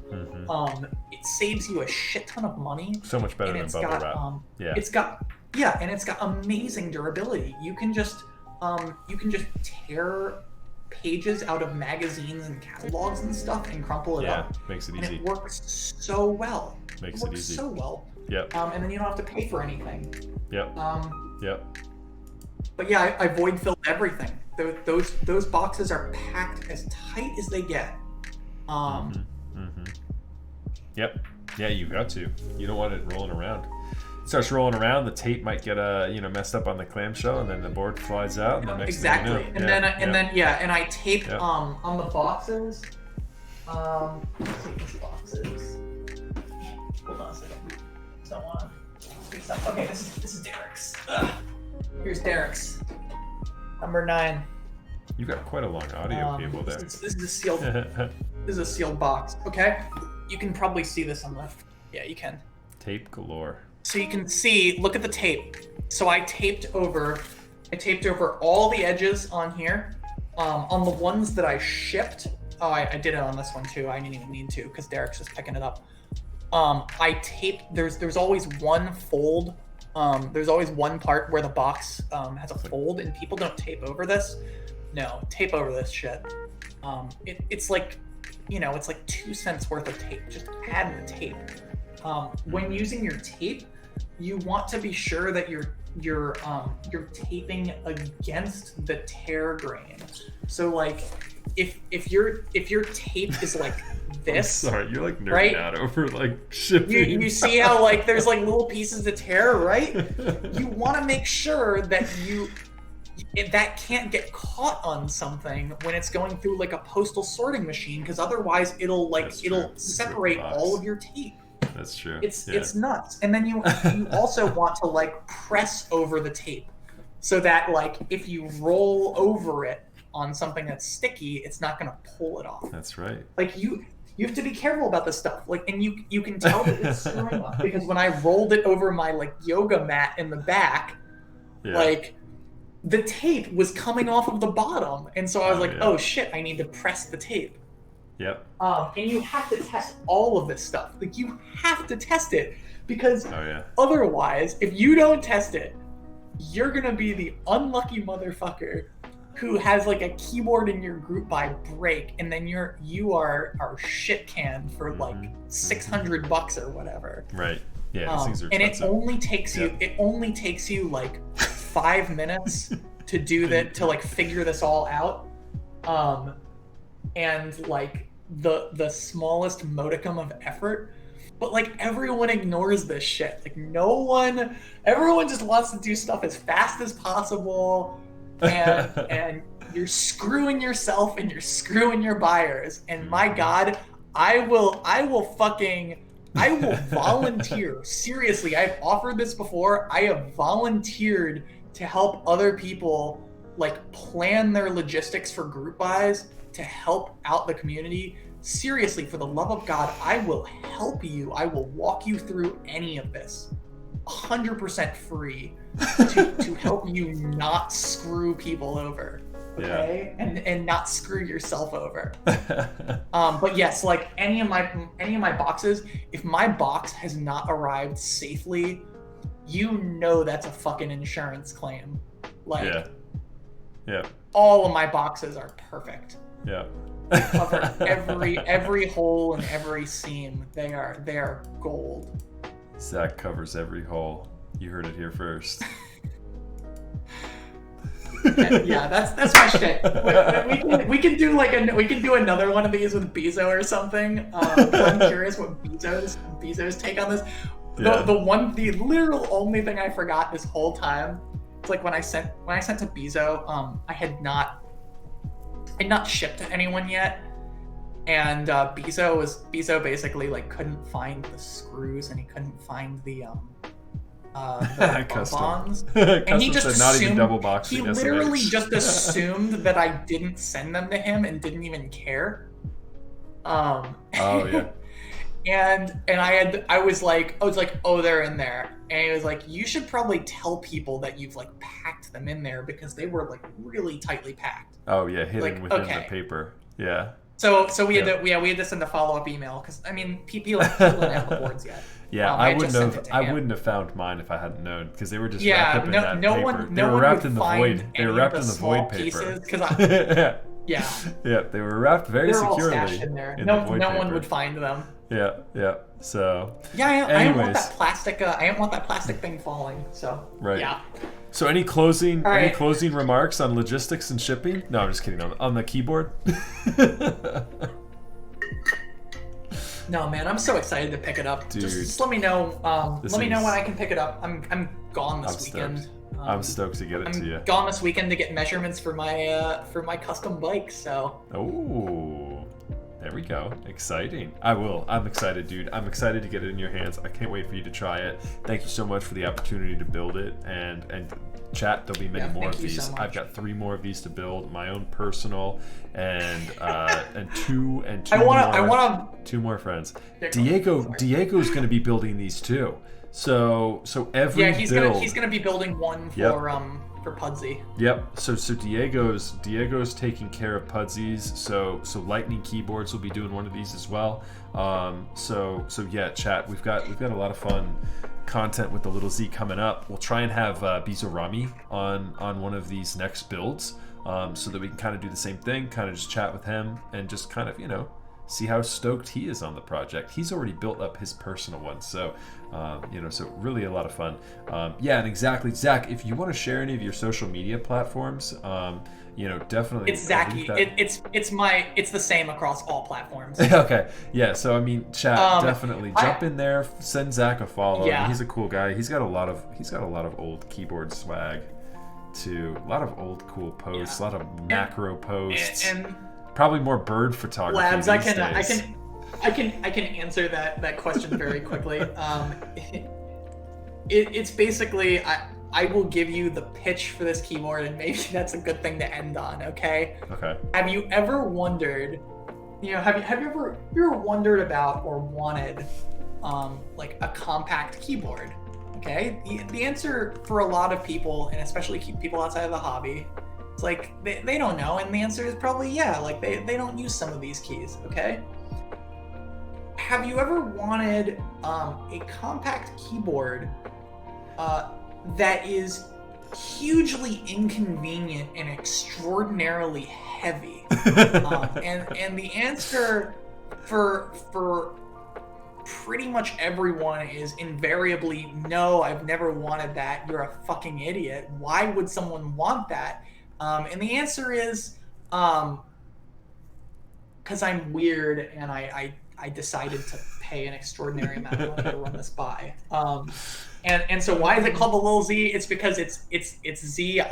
I'm Zach. Some people call me Z, and this is my little board. But it's goofy because it's all lowercase. It's very minimal. Someone remarked it looks like a tofu, which perfect, amazing. I'm glad because I want it to be unassuming. So some person at a meet sometime in the distant future, is like, oh, that's like a wonderful looking tofu, and tries to pick it up, and it weighs 7 pounds, and they're blown away by the fact that this thing weighs 4 times as much as a tofu.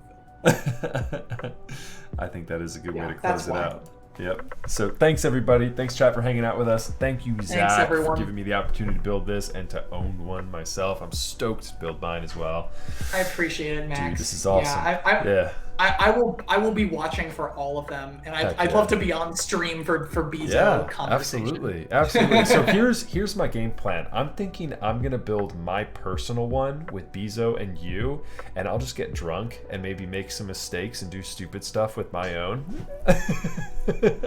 You specifically said this should be the beater board you throw around everywhere and don't care about it. Yep. And don't care about it. Yep. So I already had Zach take. What did you use, Zach? Did you use a knife or like a paper clip? What did you use to engrave mine? It is a broken it's a broken scissor. That's what I'm talking about. So Zach took that to the underside of my board. Zach did the same to his. So on Zach's board, underneath here, it's got the little Z, number 1 of 10 on this unit. I've got the number 3 of 10. Bezo's got number 2. So, anyways, thank you so much, Zach. It was an absolute pleasure, dude. Chat, I hope you had fun. Thank you so much, Max. Yeah, absolutely, dude. I hope you guys had fun. And so, let's go ahead, Zach. Bear with me for 2 seconds. I'm gonna raid somebody here. Yep, of course. Let's raid Lulz. We'll do a quick raid on Lulz. Chat, shoot Lulz some Max F emotes. Let's hit him with the Max FKs. All right, everybody. Thanks again, Zach. See you later, everybody. Yep. We'll be back live. See you later. Yeah, we'll be back live maybe on like Friday, Saturday sometime. We'll figure it out. When availability is good for Bezo and Zach, we'll be back. All right, everybody. Take care. Good night. All right.